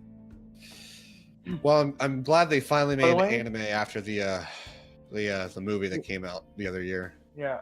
What I was gonna say before my dog interrupted me was that it's actually cool this duo is working on it, because we talked about it last week actually, that they're the same people that are doing the Blade Runner show for Adult Swim. Oh God, what if this is the Blade Runner show? No, they said they're doing both because that's in conjunction with Adult Swim. This is with Netflix. James is just making a bad show. He's just making a bad. No, I know. I know what he's doing, but I don't want to acknowledge it as a joke. So you know what I don't want to acknowledge as a joke? The Avengers. No, wait. Before we move on, I want to talk about how the key art for the image was Ilya Kushivnov, the artist who's really talented, and I'm happy that she's officially being recognized by people to put out key art for some show. Yeah, that's a godlike artist. I wanted to give a shout out. Damn. She just does fan art online and stuff. And now she's being officially is she one of those Rule 34 artists? No, she does. She just does like headshots of characters usually. Like she Oh, has okay. a fucking incredible thing of Phoenix Wright that I love. Okay, because It's I one know of my there's an favorite pieces of artist. fan art. I know there's an artist similar to Sakami-chan that looks Oh. like the art style is similar that has like a Russian sounding know. name. No, but Tsukimi-chan does porn though too. Yeah, but like I'm saying, there's another artist like them that has a I think similar I know. style. I think I that know. also Oh, you're has a talking Russian name. about Sarah? Tara Konovich. Tara I Konovich, think yeah. Tara Konovich, yeah. Sarah Konovich. Anyway, Avengers Endgame trailer dropped, and nobody looks particularly happy about what happened in the last movie. I wouldn't Who'd have expect them to. What if there was one person that was just kind of like, all right, Everyone with it? having a bad time. By the Yeah. way, can we talk about how Ronin is in that trailer? By the way, Ronin is in that Yeah. trailer. So is Scarecrow Thanos. yeah, that's the best thing. I fucking love that Yeah. Farming Thanos is gonna be in this movie. I'm so happy. Because those are like that and Ronin are both godlike, so I'm very excited. I didn't know We'll either of you guys knew about Ronin. I learned about it in the thread. I on the I know trailer. of Ronin because my uncle is big into comic. I see. Yeah. Yeah, and so it looks great. I'm really excited for it. There's lots of shit in this trailer that made me happy looking at it. I hope I still haven't seen Infinity War. I want to throw that out there. Spoilers alert. Bad shit happens. You wouldn't have guessed it, but bad shit happens. Yeah. So I'm excited to maybe do like a double feature at some point and watch both of these movies back to back. You're I'm gonna watch playing the the first long before game. the second one, and just watch the second in theaters. Yeah, something like that. Yeah, playing the long game with my Marvel Cinematic Universe stuff. Oof. Um, What are you behind on? If there's anything else? I haven't seen Black Panther yet, Me neither. and I haven't seen. Wait, I haven't. I saw Thor Ragnarok somewhat recently. I feel like there was one though in between Thor Ragnarok and Infinity War that I didn't see, but I forget what it was. Doctor Strange. I saw that one. Well, I don't know what to tell you. That one was all right. I don't know. I Thor Ragnarok was the one I was missing that I wanted to see. I saw that on Netflix. And I saw Guardians of the Galaxy 2, which was very good. Mm-hmm. So maybe the only one I'm missing was Thor Black Panther. That might be how it is. No, I mean I haven't seen any of the other Thor movies, but I don't want to. So, Yeah, that's the one to watch. so at the end of the trailer, it said April. Does that mean it's coming out in April? Or Probably. okay, because I would are we assume. getting the Captain Marvel movie first? That's a good question. I think we When are. is the Captain Marvel movie? What? No, Avengers Endgame is its own movie. That's the No, end. he What? said when. He said Oh. when is Oh. Captain Marvel coming out? Why are you trying to start something with me? It seems like you're No, chomping at the no. bit. No, I genuinely thought you said that is the Captain Marvel movie. What the fuck, dude? Just the hearing was weird. I'm sorry. Yeah, no. Hold on. Googling Captain Marvel now. I gotta look this shit Wow. up. Fact checking Well, will ruin this podcast. Why? Why does he become Ronin in this movie? Is it like half my family's dead? I can no longer be Hawkeye. Like what Probably Yeah, my it's family is dead. I can no punished- longer be Hawkeye. Punish Clint. March 8th, by the way, 2019. happened? Okay, so. Oh yeah, so it's like right after. It's like right before Avengers 4, I guess. That's actually crazy to me. Oh, either of you guys gonna watch the Aquaman or Spider-Man next week? Oh, No. I'm into Spider-Verse. I'm super excited for that actually. That movie looks really good. I'm interested. but I really want to I don't watch give a- Spider-Verse, but I'm curious about Aquaman because it came I out don't in give a England or in single Europe shit. already, and they love it. Yeah, but it's Europe. I You don't can't trust them. Single shit. I Europe don't is give where a the single Nazis shit came about from. By the way, speaking of Aquaman, have you guys seen those fucking press junket photos of Jason Momoa cucking dudes out of their Yes, girlfriends? I posted Yeah. those. I posted them. Yeah, James shared that here. Those are godlike. That'll be the thumbnail for the podcast. Is just 4 pictures of Jason Momoa cucking at people. Not There's really, some no. pretty incredible images of like the dudes with like the dead face, like dead in the Yeah, eyes. It's like, why did I bring my girl with this? watch people die inside. And why did Epic Games make a storefront for their app launcher? They did it. Oh yeah, rip Steam. Rip Steam. Well, there's one thing did come out in the but I'll talk about what this is first. So Epic Games, makers of the kind of underdog hit Fortnite, released are using their launcher now as a storefront, as a direct competitor to Steam. Basically talking about how there's going to be it's going to be like old Steam, where there's a actual vetting process for all the games, and they're just oh god, I'm trying to find it's gonna be better for devs because devs get to keep an 88% cut, plus. That's pretty good. It's really good, especially when you remember that Valve has a 30% cut. And what's also good is that the developers are using Unreal Engine, which is developed by Epic Games. They actually get to save on the 5% cut that Unreal would take from that, or that Epic would take from that. So if you're a developer with using the Unreal Engine, you actually get 93% cut because you're saving that extra 5. So all in all, this is looking to be it looks like it's going to be good. It's still early stages. They're just getting some games out. There were some games that were announced. There were some games that were announced at the what's it called? VGAs. The VGAs. That were coming out, Super Meat Boy is coming on. Did we transition from the Fortnite? Are we done with Fortnite now? It's not Fortnite. We're talking about the Epic Game Store. I wanted to talk about Fortnite. No, I saw really. There's Nothing's to do with Fortnite. There's no story about Fortnite. I wanted to talk about how there's Fortnite Monopoly. No. Anyway, there's Monopoly for everything. So there's Metal Gear Monopoly. We're moving on from that. Anyways, this is looking like it's going to be pretty good. However, some news did come out that Epic Game Store doesn't actually align with the European Union's data protection laws, the ED. Oh, the new laws, Article 13. Oh no. No, that hasn't even been established yet. That's still in the voting part. No, Article 12 and up actually of EDRP, I believe. Yeah. Okay. No, it's our EDPR, European Data Protection. R, whatever R stands for. Basically it talks about how you have to state exactly where the data you're collecting is coming from or is going, where it's coming from, who you're sending it to, and a bunch of other shit. You have to be as transparent as possible, compared to America's data rights and shit. And the Epic Games doesn't really do that with their store, which is bad. So that'll have to be adjusted in order for them to actually have a European market. Otherwise, they can't actually sell in Europe.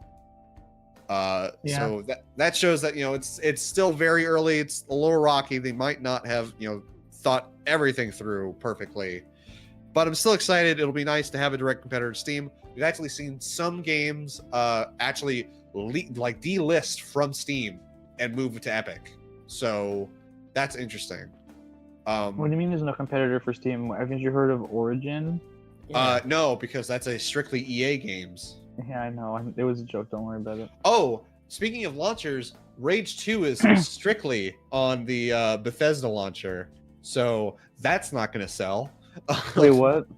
Bethesda Rage 2. Bethesda has its own launcher for its games, and Rage 2 is strictly on that.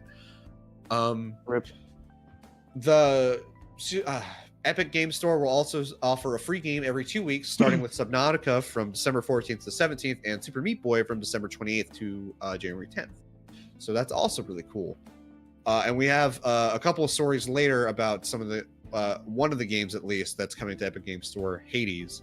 But from that, we'll just move right on through to Devil May Cry 5 news. In which, so as we talked about before, The vocalist for Subhuman, which is Dante's track in Devil May Cry 5, had some allegations against him about being a horrible person. So pedophile, good old pulling a Skylar over here not yet, not caught, not yet, not live yet. But yeah, so they talked about how they're going to make some changes, but they weren't really specific on that. And it turns out that's getting a new vocalist, which we actually heard at the Video Game Awards. It was one of the tracks they played during the Devil May Cry 5 thing. I believe the new singer is also in a band, but I think it's called Volumes. Let me see. Let me see. I thought you were gonna say the new singer also asked for pictures from underage children. Oh no, I don't. Yeah, man, we asked the singer for blood on the dance floor to do the thing for us.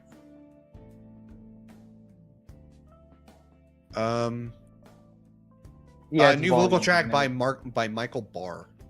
Is his name. Michael Barr. Yes. Why did you say Markiplier? God, I wish.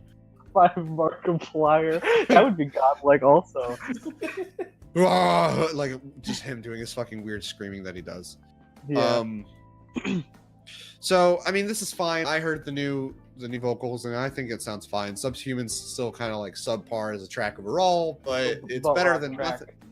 Butt rock track, yeah. But it's Dante. It fits. He's a boomer. He's a boomer. We all know. He's a boomer. No, but boomers don't like deathcore. You don't know that. This is new wave boomer shit. Like he's a demon boomer. They love deathcore. Deathcore is a zoomer. Nah, dude. But you gotta remember, in hell, it's different. You know, so like he's coming straight out of hell here, right? So like, you know, in hell, deathcore zoomers would. But see, I guess it would be more zoomer if there was like a rapper in it, also like those weird like metalcore mixed with. Yeah, trap like shit that's happening. Like a different song that we heard later, which we will talk about later in the show. Yeah. But meanwhile, Halo. Yeah, we also saw V gameplay over at the VGA, so that was nice. V looks cool. V looks super cool. It does. But we gotta talk about it later though, because we can talk about that during the Game Awards. That's not okay.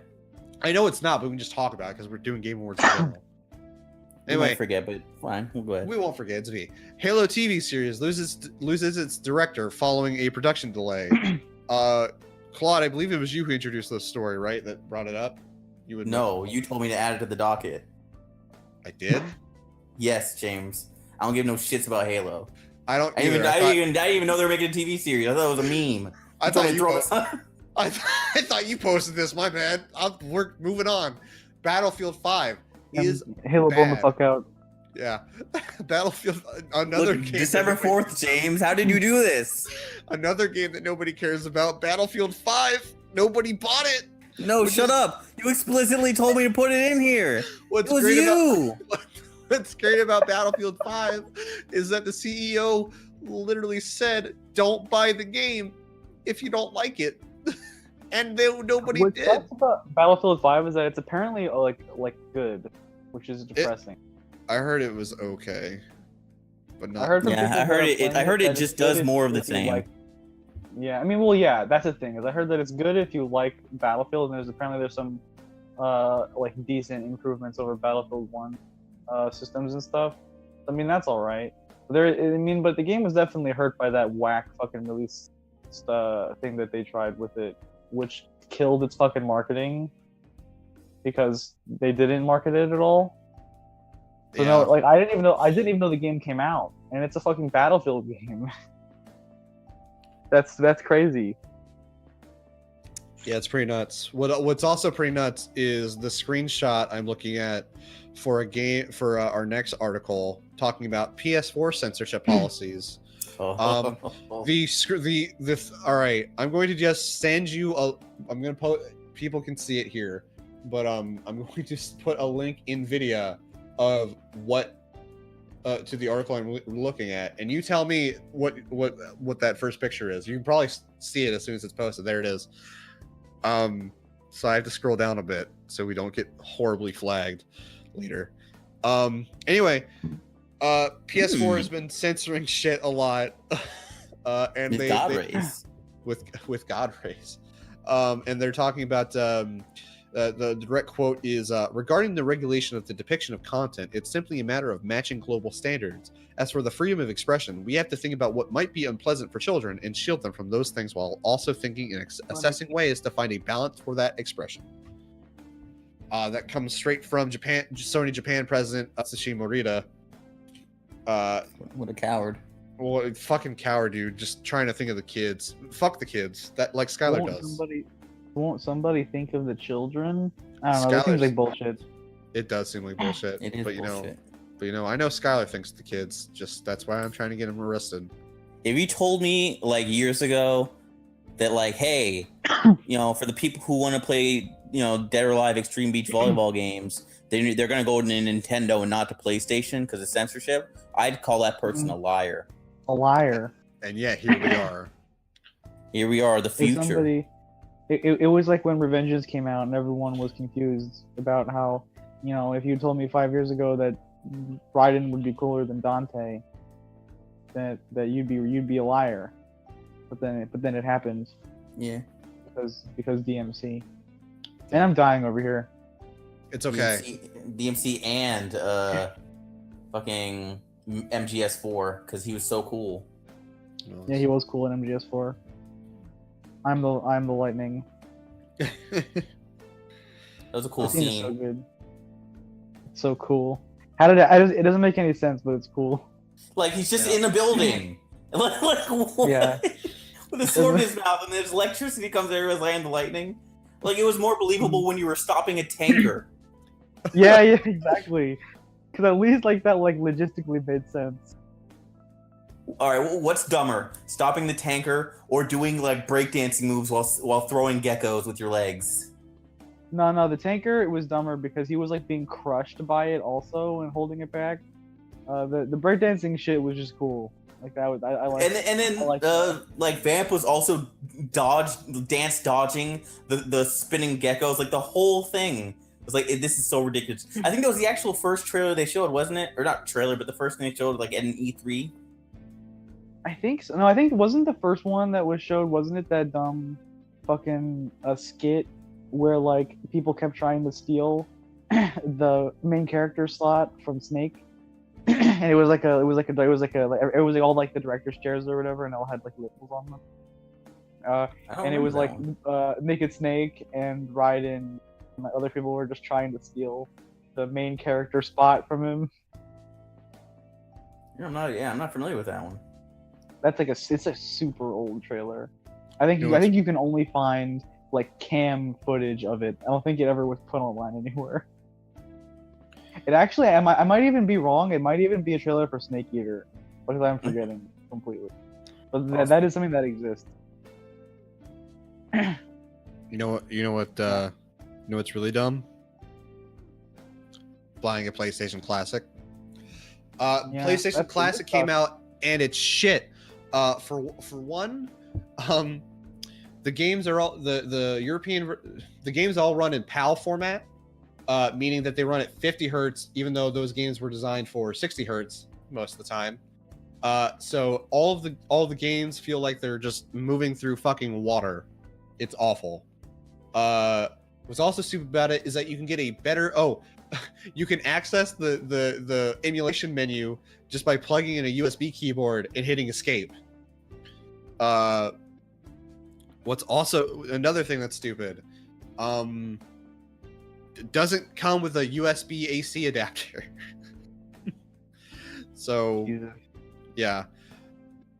Additionally, you can actually just build your own PlayStation 1 emulator for cheaper. And it's better. It's better in every way. You can have as many games as you want. You can play them at the right refresh rate and frame rate. You can play them with any controller you want. You can play with a DS4 because that's also supported. It's just there's so many. The fucked up thing about this is that it's actually the emulator is poor. Like the emulator No. quality is bad. No, the And then emulator it- quality it- is it- fine. No, you're actually No, wrong. but I mean Skylar. but I mean what I mean is that it can't run games well.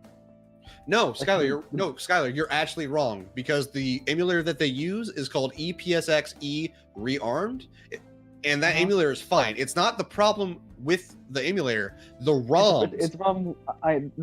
Wait, the ROMs are fucked up. I thought it was the. No, I thought it's it was the. No, the ROMs are PAL ROMs. That's why they're Oh. running at 50 hertz. Is that why it's fucked up? Okay, because I knew there was Yes. lots of performance issues with a lot of those games. Okay, that makes. I would say that it sucks because it was like if the emulator is fucked, then it's like the thing doesn't even have value as like you could like crack it and just bullshit to make an emulator. No, that emulator is fine because it's an open but- source emulator okay. that people use all the Oh. time. Oh, I use that wow. emulator.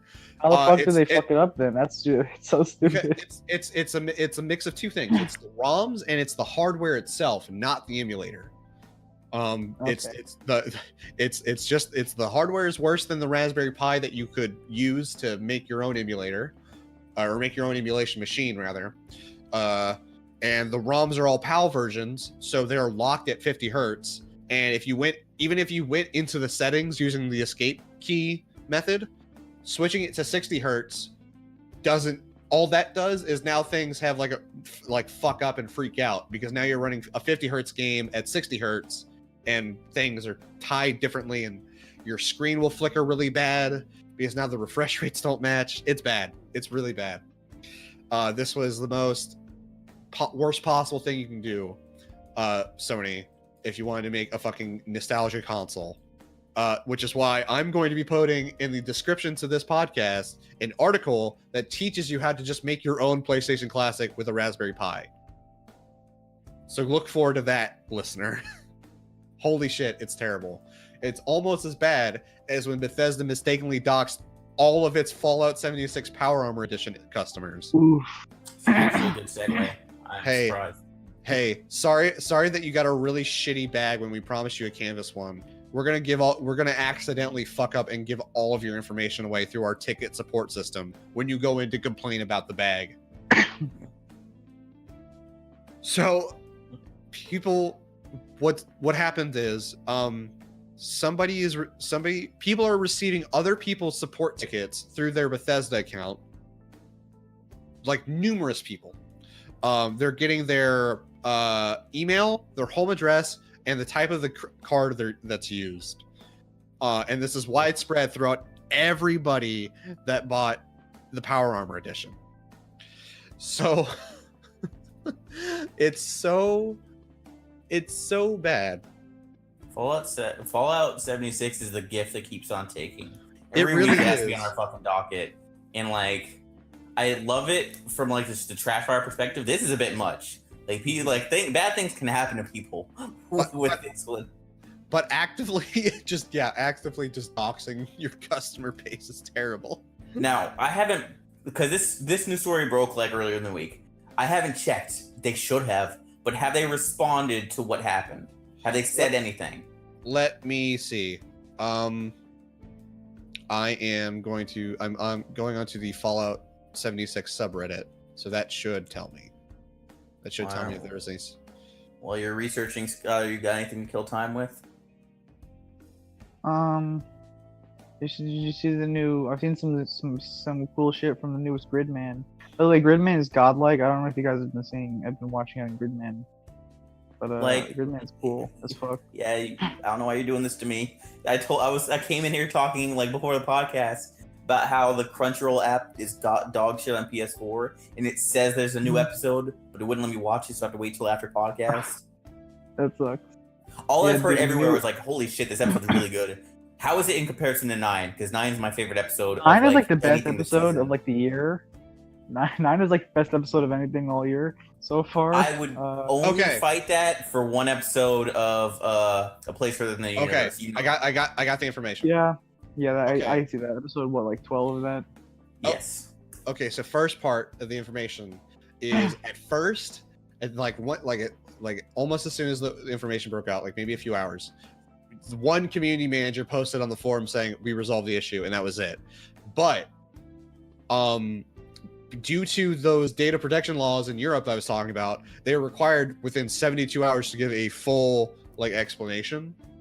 Otherwise they'll get heavy fined, and they have released information. They said, we experienced, and this is coming from the Bethesda support Twitter account, we experienced an error with our customer support website that allowed some customers to view support tickets submitted by a limited number of other customers during a brief exposure window. Upon discovery, we immediately took down the website to fix the error. We are still investigating this incident and will provide additional updates as we learn more. During the incident, it appears that the username, name, contact information, and proof of purchase information provided by a limited number of customers on their support ticket requests may have been viewable by other customers accessing the customer support website for a limited time, but no full credit card numbers or passwords were disclosed. We plan to notify customers who may have been impacted. Bethesda takes the privacy of our customers seriously, and we sincerely apologize for this situation. So I like to look at Fallout 76, and do you guys remember that one episode of South Park where like they were calling out like the BP oil spill? You know, Cthulhu was summoned, but whatever. But there was that montage of the president of BP just being like, "We're sorry." Yeah, like in every like everything that you'd be like, okay, all right, guys, like constantly saying sorry, because like this game has been on our docket every week since it came out. Like, it's pretty incredible how much they fucked it up. It's the rawest Bethesda game ever. It's like they're Everything's fucking up raw. so bad that people are forgetting and not noticing how bad Just Cause 4 and Battlefield 5 is doing. It's pretty fucking ridiculous how bad it got. It's and it makes it all the better because at the Video Game Awards, our next topic got brought up. So now we're moving on to just straight up Game Awards news. So Obsidian, the original creators of the Fallout franchise, just revealed their latest game. It's called The Outerworlds. It is essentially a science fiction Fallout game in 3D. So, you know, it's going to be infinitely better than any Bethesda made one because Obsidian knows how to make a fucking video game. And it's just, yeah, the game looks great from all the footage. There's some gameplay that came out. Looks like it plays just like a Fallout game, just sci-fi. The story is you were part of a ship that got lost. You've been frozen for 70 years. If you're frozen for more than 10 years, it's a really bad thing. This guy figured out a way to save you and needs you to help him get more chemicals to help save the rest of the colonists. But you don't have to help him do that. You can go to the evil board, the Halcyon corporate board, and turn this guy in and see what happens if you do that. That's the general story of what your character is. So it seems like it might be maybe like a Fallout New Vegas sort of thing, where it's like, you know, just completely fresh slate of just your background doesn't really matter outside of what you decide to do with it, because that's how it was in New Vegas. You had amnesia and shit. That'll probably happen with this. They talk about their, you know, bending over backwards to prioritize player choice. They are going for like a unique vibe stemming from what Boyarsky calls the combination of my dark morbidity and Tim silliness, which was what Fallout 1 and 2 were really known for. They have a lot of black humor in them. It's pretty fucking funny. Yeah, they're just, it looks like it's going to be a better game overall. I love the idea of Fallout in space and the gunplay a lot. Is it going to be in the same style as... I haven't seen the trailer yet, but have they shown gameplay thing? It's going to be like first person, like the... It is in Vegas, first person, yes. Okay. So it's not going to be like the isometric or whatever, like the first two. No, it's not isometric at all. This is a full 3D game. Okay. That's cool. They also I'm not off... super huge on Fallout, but this could be cool because maybe they could fix the gameplay, you know? Oh, yeah. Maybe they can make it like better and the gunplay will be interesting and not horrible and everything. And guess what? No 4-button text prompts for your responses. You get the fully explained text reply in conversations, because they showed off some of the conversation. I really hope we get something as good as your brother was a bitch and so are you. I'm sure, because it was Obsidian that wrote that, so we'll probably will. That's like the best. That's like the best line of dialogue I've ever seen. Like, I feel like even playing like a high honor character, whatever the fucking Fallout, Good Karma. I feel like even then I would pick that dialogue option because it's so amazing. Like it's weird to me that like that's a Bethesda game, and yet the best one was made by a different company who had way less time than they ever had. Yeah. Well, also like Fallout isn't Bethesda. Like Obsidian made the first two, and then Really, I Fallout thought 3 that was when they Bethesda bought the series. license. No, it was No, Obsidian. and Bethesda then- bought the license. yeah, and they made Fallout. 3, which was the first fully 3D one. But Yeah. see, that's where I started. And I knew that. Okay, And then The first two and- were like Baldur's Gate, basically. yeah, I didn't get into the series till number 3, so my mindset was like it's a Bethesda thing. most people did, to be honest, because it came out in the The 360. first two games were old. They were are. They're like 90s, and then 3 came out on the 360. So yeah. And then for New Vegas, they commissioned Obsidian to do it again, and people love that one. And then they were like, "You got 18 months. You got 18 months, and if your Metacritic score isn't high, isn't past 75% or 75, then we're not going to give you a bonus." And they got like 74 or not 74, 94. They were right there. Yeah, And Bethesda was like, "No, we're not paying you extra." they got Fuck you. it was Damn, 85, that's and they got an 84. Oh, that was it. Okay, Yeah, That Yeah. sucked. yeah, no, it was actual horseshit. That made me hate them. yeah. So some information we have. Bethesda which- or ZeniMax is scummy as fuck. It is. So some information we have, they actually gave us a lot of information. It comes out next year, which is nice. It's an Unreal Engine 4 game, so that makes me big happy. 'cause that's that- very exciting. So it's That's gonna fair. run.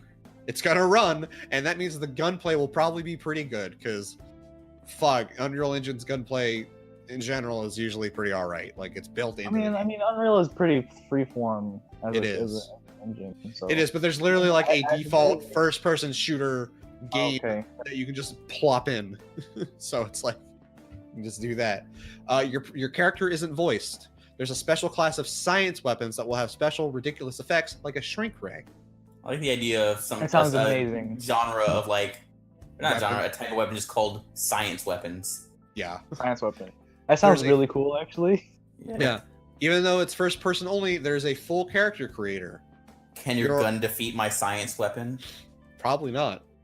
The Dr. Stone weapon. Is my gun? Yeah. Is my gun not a science weapon? Oh, and it's like I like that idea. But yeah, no, that is Dr. Stone. Your companions don't have separate inventories. Having a companion just Say that increases. word one more time, please. Your companions don't have separate inventories. Taking companions with you just gives you more inventory space to work with yourself. Hey, Claude, I know, I understand you, Claude. Don't worry about it. I don't give a shit. Inventory, it doesn't matter. I take inventory. I have an inventory slot. Whatever. It doesn't matter. If companions, So it's like really- the whole I potato thought you were potato doing- thing. Who the fuck I thought says you were doing potato? like a- I've never heard no, that. no one says potato. I never said. I thought you were that's doing like stupid. a pineapple pen thing for a second, James, when you said that. Oh Because no. there actually is there's like this show that was on Hulu for a while called The Last Man on Earth that I watched. I don't want to talk about it. I don't want to talk about it. I want to. And there's because a I character know- in that that says I know the show. tomato and potato. Hmm?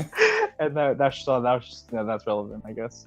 No romance options, which is unique, because usually you have Fuck in this that. sort of game. Who wants yeah. that?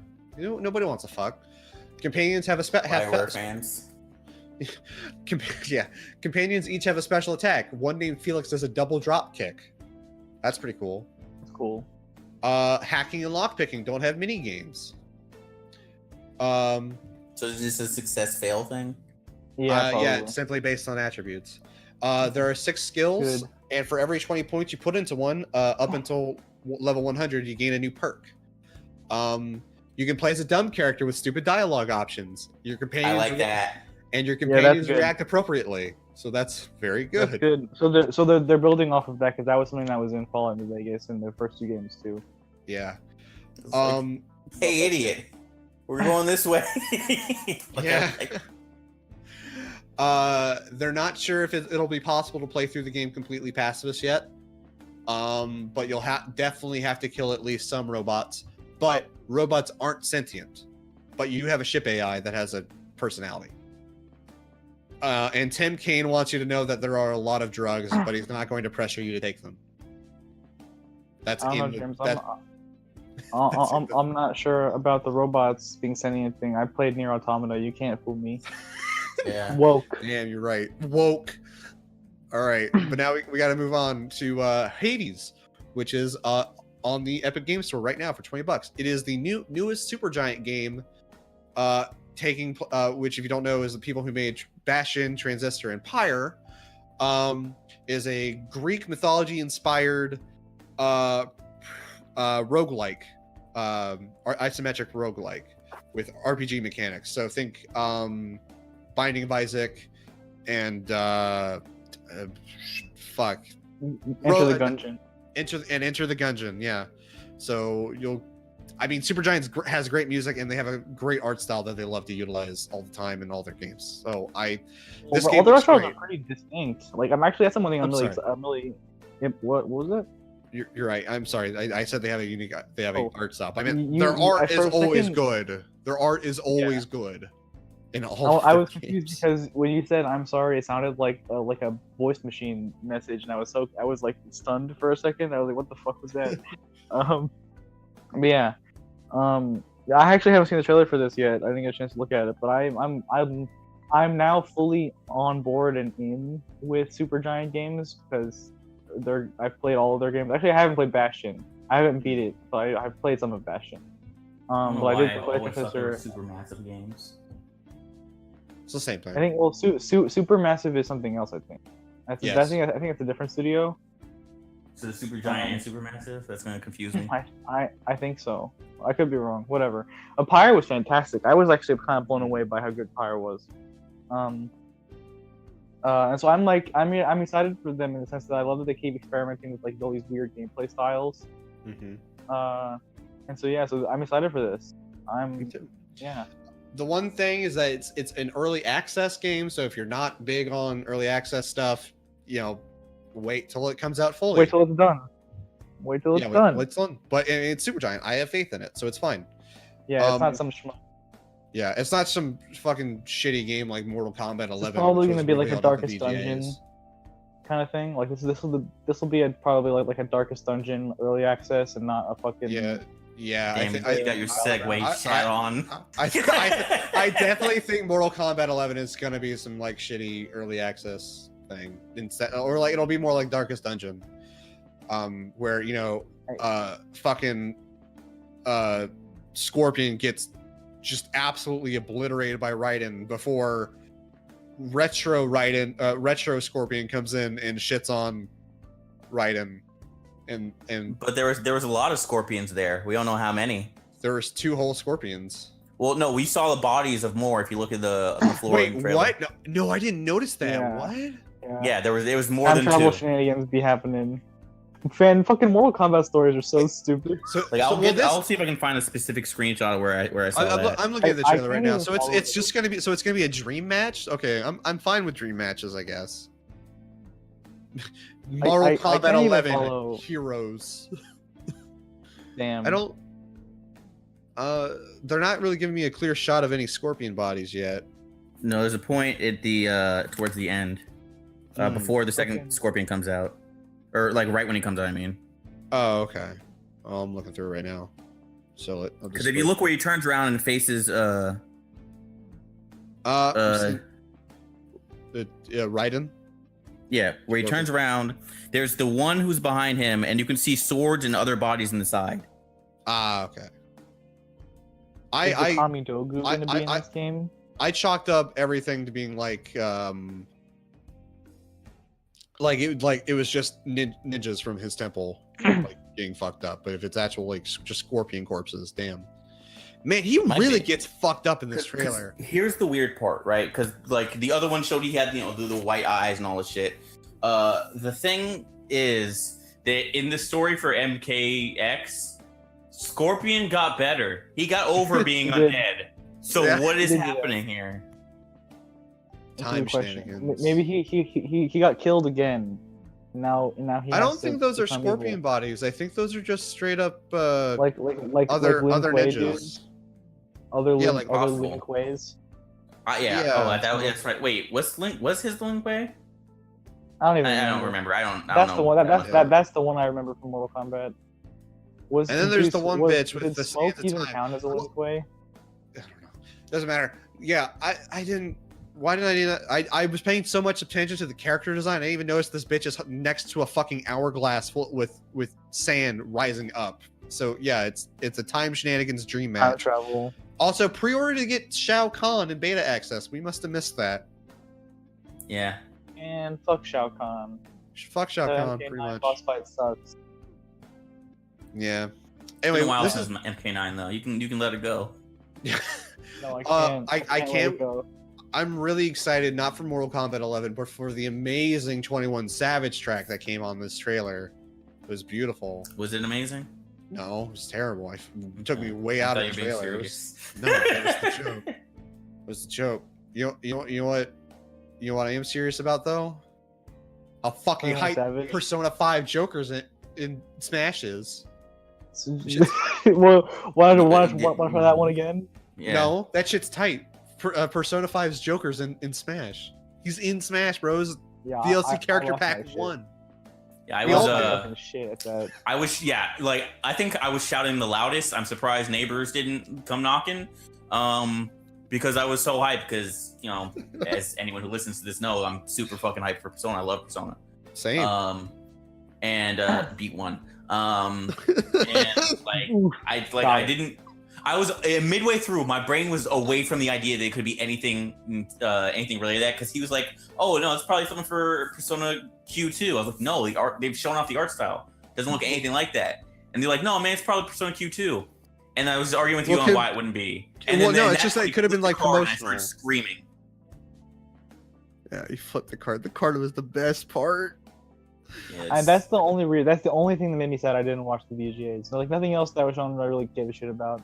Yeah, But yeah, that pretty moment, much. I wish I that one moment, yeah. I mean, it was both. It was like it was the music awards, pretty much, because there was just Yeah. constantly music playing.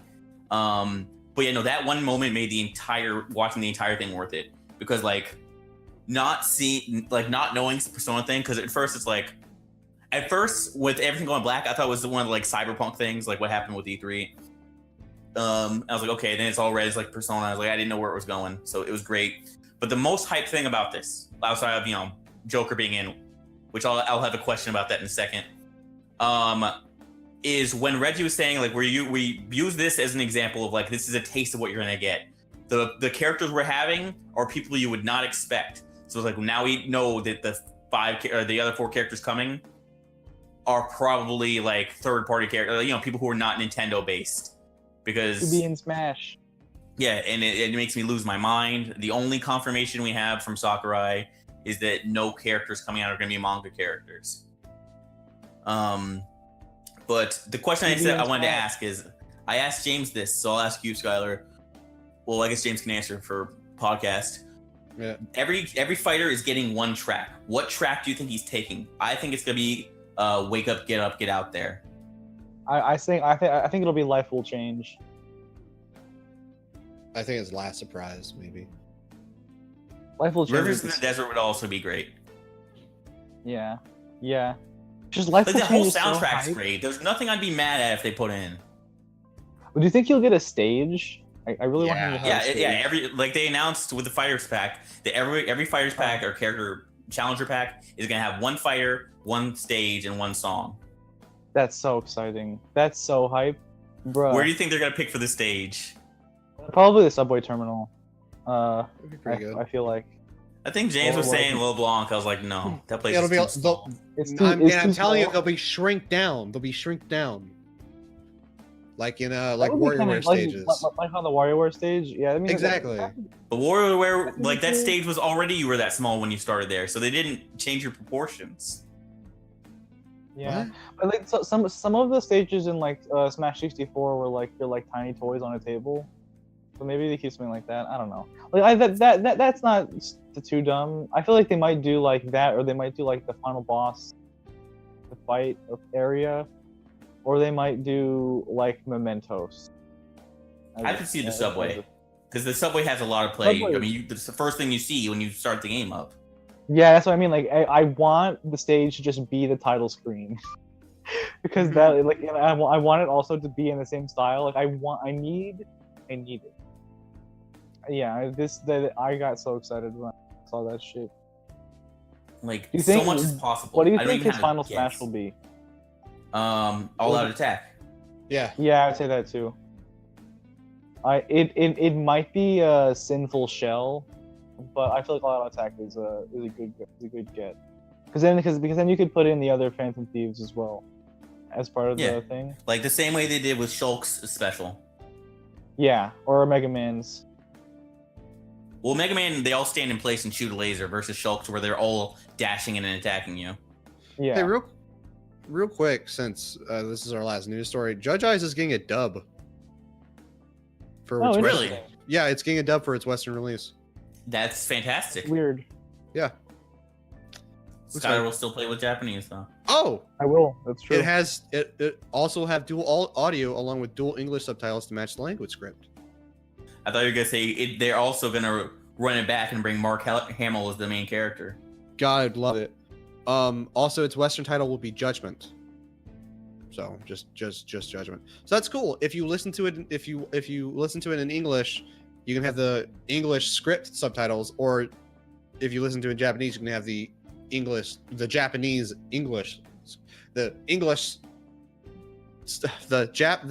for the me. no the English for the Japanese script or the English for the English script. You know what I mean? Like say like literally like closed captions for the dub versus closed captions for the Japanese. So Right. instead of like the English dub will be localized to some extent to better match like Western sensibilities and stuff, whereas in the Japanese dub likely you'll get more Eastern colloquialisms and such. You know what I mean? So it's a dub. That you didn't listen to the first part of what No, I I said. listened to you, but a lot of dubs No. already do that. That's No, not a special you're not. thing. No, you didn't listen to the part where I said it's coming with dual audio, so you can switch between the dub and its subtitles, or the Japanese, or the original Japanese and its subtitles. There are two sets of English subtitles, is what I'm saying. Okay. Because the scripts would be different between the dub and the Japanese. Mm-hmm. Yes, that was what I was saying. And Skylar's muted, so we know he's throwing up like a bitch. What a coward. So that's all for the news, pretty much. Should kill time till he gets back, because We the will- big discuss he needs to be paying attention. Well, especially him. we'll kill time with learning. Let's kill time with learning. Well, that's what I meant. Killing time with learning. Well, Yeah, for learning, because I wanted to make sure you were here for this, because you're gonna want to be here for this. Okay. Oh God, Yeah. what is it? I mean, well, Skylar said he was woke to it earlier, but we'll find out too. James, tell us work about on Nier that. Automata. Oh, okay. Starting at what point? At when you start Nier Automata, just tell us wherever you want to Okay. start. What Okay. you So, know. wait, didn't I already do this? No, you did Nier, and we cut you off from Nier Automata because that shit would have been too long put together. Oh, that's right. So Nier Automata is the sequel, quote unquote sequel to Nier 1, which, as we all know, it comes as an offshoot of the joke ending from Dragon Guard 1. Anyway, the events of Nier happen, and then 15,000 years pass. Spoilers for Nier Automata, by the way. 15,000 years pass, and now the humans are on the moon. Robots or machines have taken over the Earth, and they send in androids, namely our main character 2B, to go in and destroy them. And they send in 9S, who is a recon unit, to do recon and essentially kind of like assist the other units in combat. They don't have particularly high combat skills, but they have a unique hacking ability, which is cool. Nier Automata has 5 routes. In the first 2 routes, you play as 2B in. Wait, hold on. Wait, hold on. I have to remember something. Nope, hold on. I have to remember my routes. Because there's A, B, C, D. Is there 4 or 5 routes? Shit. I think it's no, there's 4. No, there's 4 routes. How you doing, Skylar? Because I remember that it's yeah, because A, B, C, and D. Yeah. Okay. There's 4 routes: A, B, C, and D. First route you play as 2B. Second route you play the same story as 9S, and then route C is a continuation of route of where. Wait. Fuck. Yeah. Wait. No, there is 5 routes. A and B are the same story, with the two different characters. Then route C is a redo, is a new route. And then you have and then you have D and E, which are I could die from the drinking or from this. And then you have D and E, which are routes based off of a final choice that you have to make. They're basically separate endings. I'm sorry, yeah, it's endings. That's what it is. And then, but there's routes. I think there's 4 routes: A and B, and then C just and move D, on. and then C and D are choices. That's what it is. Yeah, there's 4 routes: A, B, C, and D. Route A and B are about 2B and 9S landing on Earth, figuring out what's going on with the machines, because they're showing really odd behavior, and they're trying to figure out, well, what's going on. The robots are acting more human than they're supposed to, but I thought machines don't have feelings and emotions and whatnot. They're just machines. And through side quests and the main quest, you learn that they're learning somehow about human behavior, and then you get a really good like kind of pseudo boss fight with Eve. Oh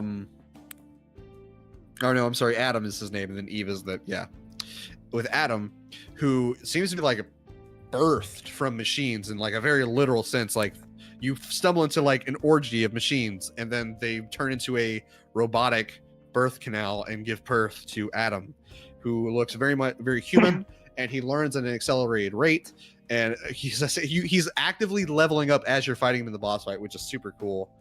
Then he gets like severely damaged, and then gives birth to Eve, who kind of like just comes out of him. It's weird. It's, biblical references. Then they fuck off. You find him later in the spaceship of the aliens who made the robots, which you only find out from a Nier 1 a drama CD, which is weird. That's the ending E of Nier 1. Anyway, aliens have been dead for aliens are dead because Adam and Eve killed them. Adam and Eve are obsessed with human behavior.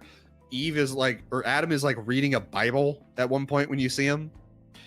Not Nier 2B and 9S fight them. Then they end up fucking off. They don't really win because Adam and Eve like have weird regenerative properties, and then they fuck off again. You end up meeting Pascal, who is who seems to be a sapient robot with with feelings, and like has a whole village of machines that seem to be emotionally connected. Like, some have brothers and sisters, some fall in love, and some have crushes, and some have fears, and all this other stuff. It's really weird and throws you through a loop. Eventually a big event happens that changes the entire overworld, which is really cool. And the machine that causes that instance is discovered to have advanced intelligence. And then everything kind of culminates in 9S gets kidnapped. 2B goes in to save him.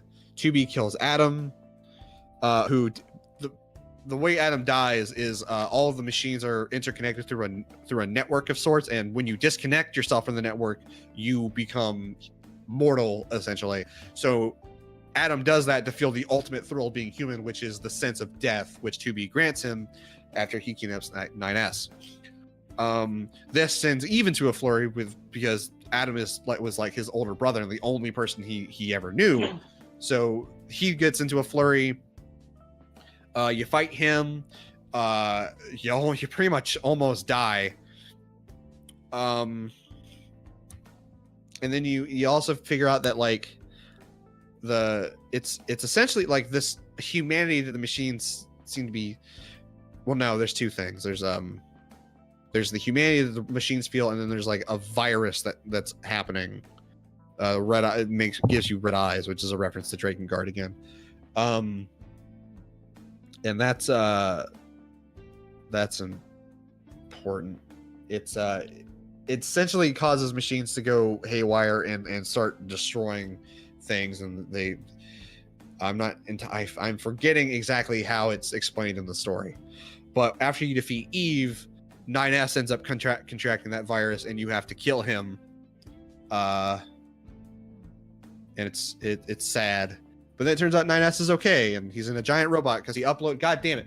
He uploaded his consciousness. This dog just doesn't want me. Is mad. He doesn't want me to explain Nier Automata poorly.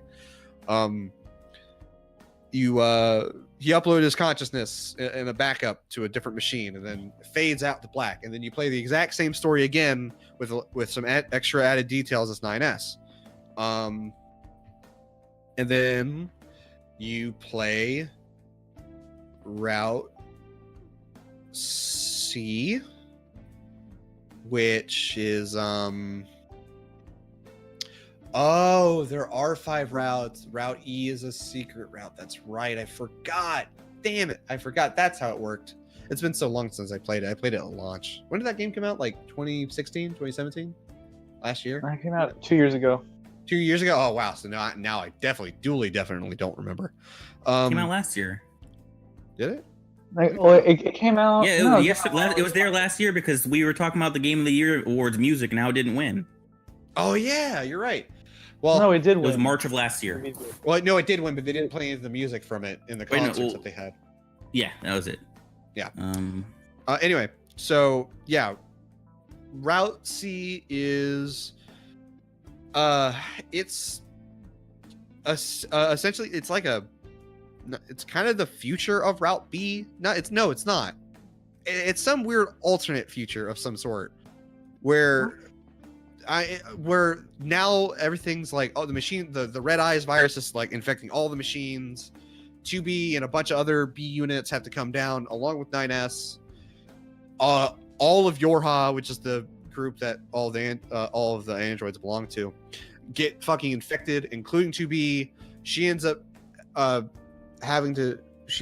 dying because A2, which is an android that you saw in a different part of the A and B story, because she kills a baby robot, the king, in fact.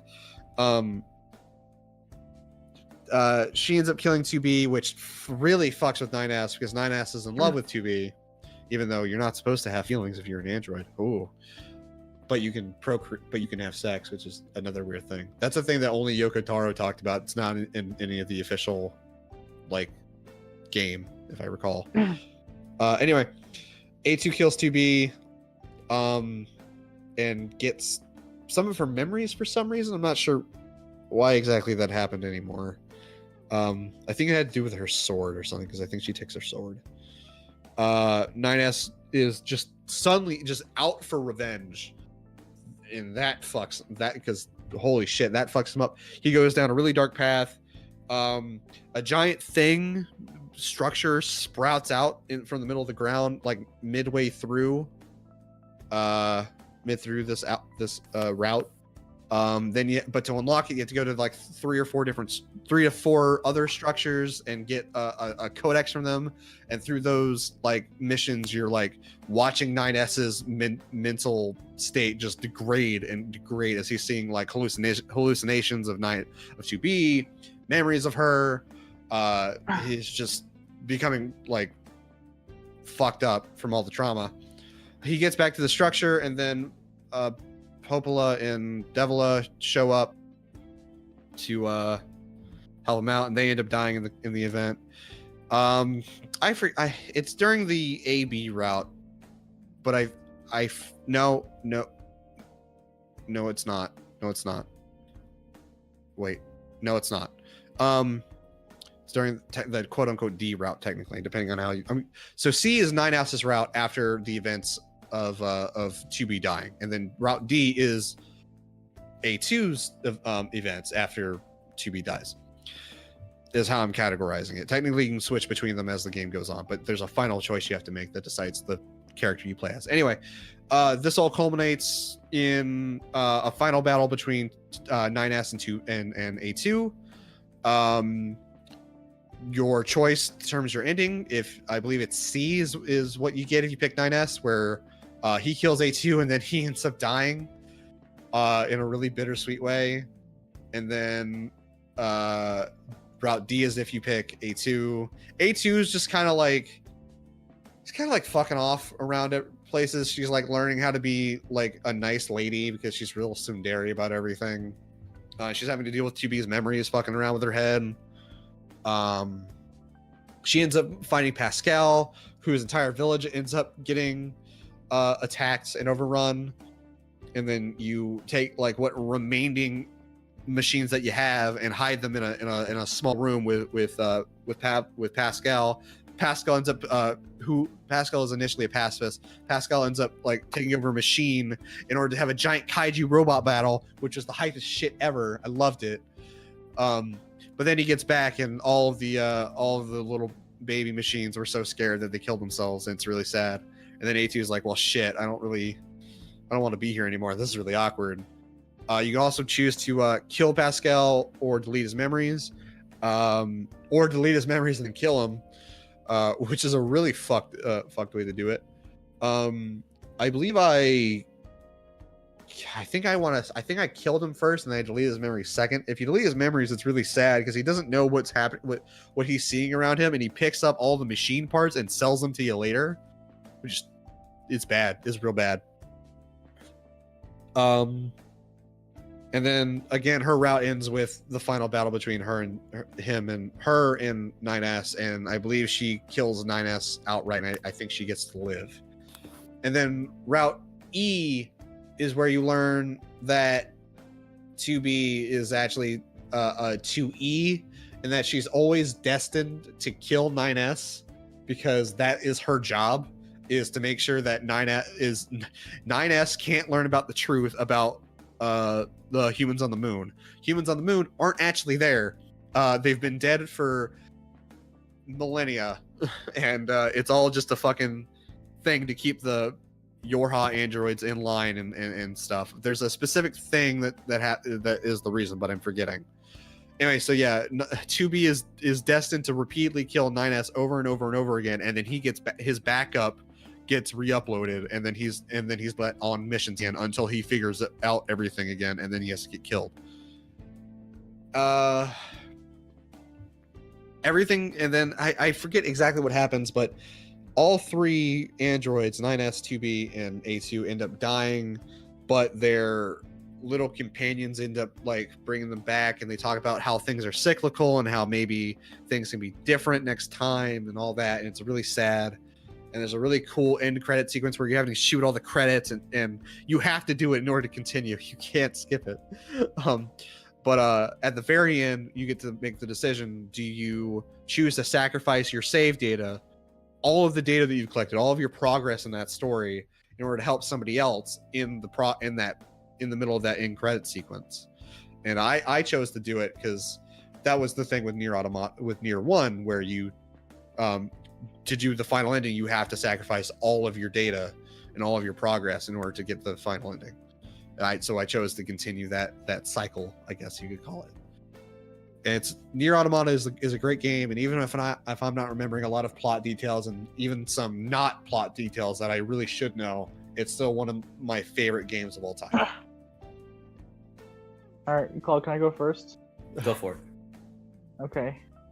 So some of the stuff is kind of like nitpicky, like just whatever corrections, and some of the stuff is like, how the fuck did you forget? But the first one I have is that 9S is not he's a scanner unit, he's not a recon unit. Those are different things. Okay. The second one I have is that Automata has 3 roots, not 5. Although it's hard to constitute what you think a root is. Well, I'm thinking of I'm mixing the words ending and roots I'm mixing the words. Because it's just like there's like 3 distinct like sequences that you play through. But You there's play 5 as endings. 2B. Yeah, you play as 2B, you play as 9S, and then you have Route C, which is the last thing where you play as both A2 and 9S. Right, and then there's the 2 endings that branch off of that. Right. Have Adam and Eve didn't kill the aliens. They've been dead for centuries before that. No, they were dead. They were dead. They said they killed them. There's a machines. They say that they died, but the aliens died of disease. They got that. That's what they said. They didn't kill the alien. Route C. And there was the machines that killed the aliens, like beforehand. Oh yeah, no, it was like, yeah, it was. It was explicitly not Adam and Eve. Yeah, explicitly not Adam and Eve. Yeah.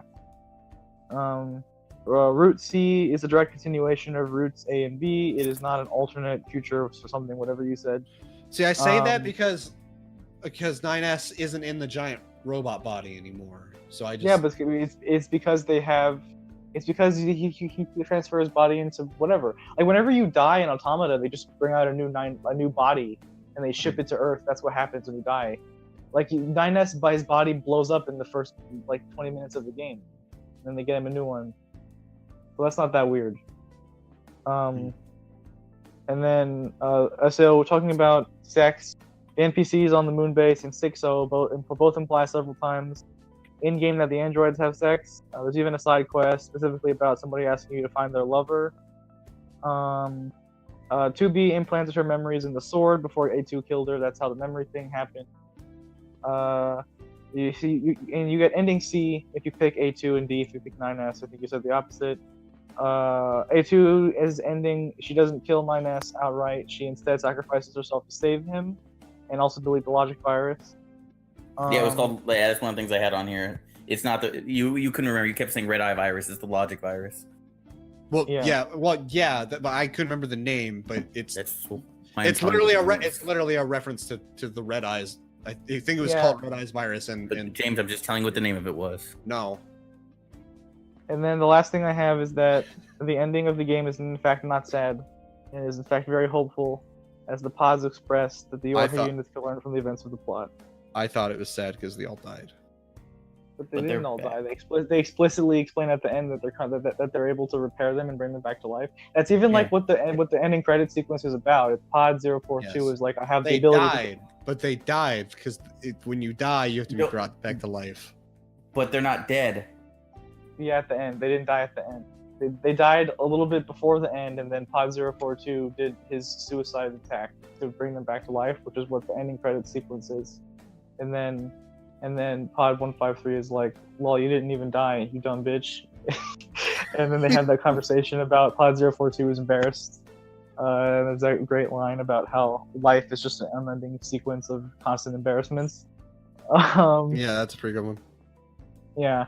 But yeah, so the whole thing about the ending is that there's like the hope that they could break the cycle of the plot because of the things that have happened in the game. And then the doves land on A2's head and they fly away, you know. And that was me. That's what I had written down. What about you, Claude? That was most of my points. The other things were like, one is very minor when you were talking about the endings. Like, I was surprised you didn't bring up how there's a bunch of like joke endings in the game. Which I got a couple of them. The only one I got naturally, because you told me about the one with the fish. I got the one with the fish, actually. Like, I didn't know. I got it naturally too because I was like, what will happen if I eat this fish? And I ate it. The one I got was the one with 9S, where it's like you start that and he's like, all right, better start scanning. And I was just doing the video game thing of let me look at the area, see collectibles. And it's like you fucked off because you were looking at butterflies and everyone died. I was like, what? Yeah, I got that one too. I also got the one where you die in the first level a bunch. I started the game on hard. You die in like 2 on that. It seems so I had to watch the prologue a bunch of times. The intro cutscene. The other one I'm not even gonna say take note. I was actually surprised you didn't bring up Emil, because you did bring him a good bit. You know, granted because he was major in the Nier one, so I thought you were gonna talk about him here, but it's fine. But the only thing, which this isn't even a correction to you, this is just a note because like I was curious and I looked into it.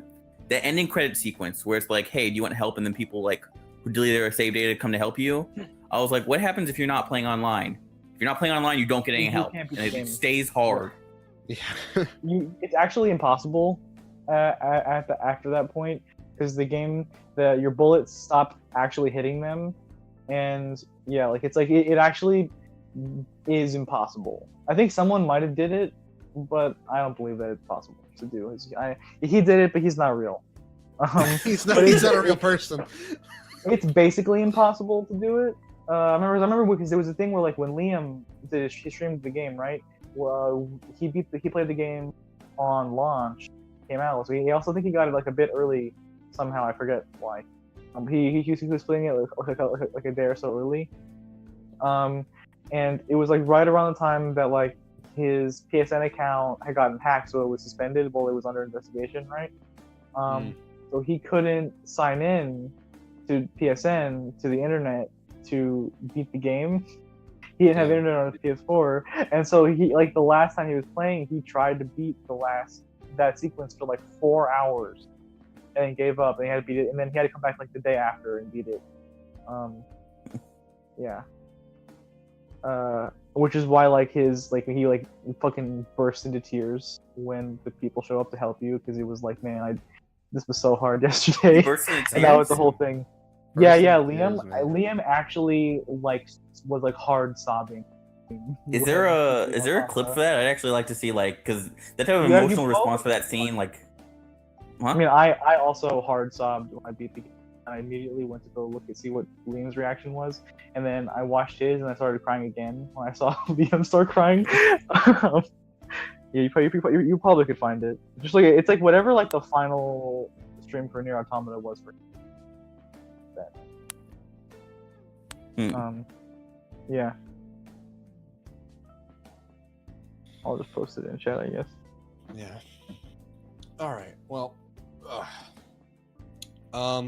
I actually have to go, and I can't make our Persona cast because I was invited to a event. So I will let you guys handle the rest of the podcast. You guys will be having a Persona spoiler cast. And now, is this all Persona? Persona 5? What are we doing?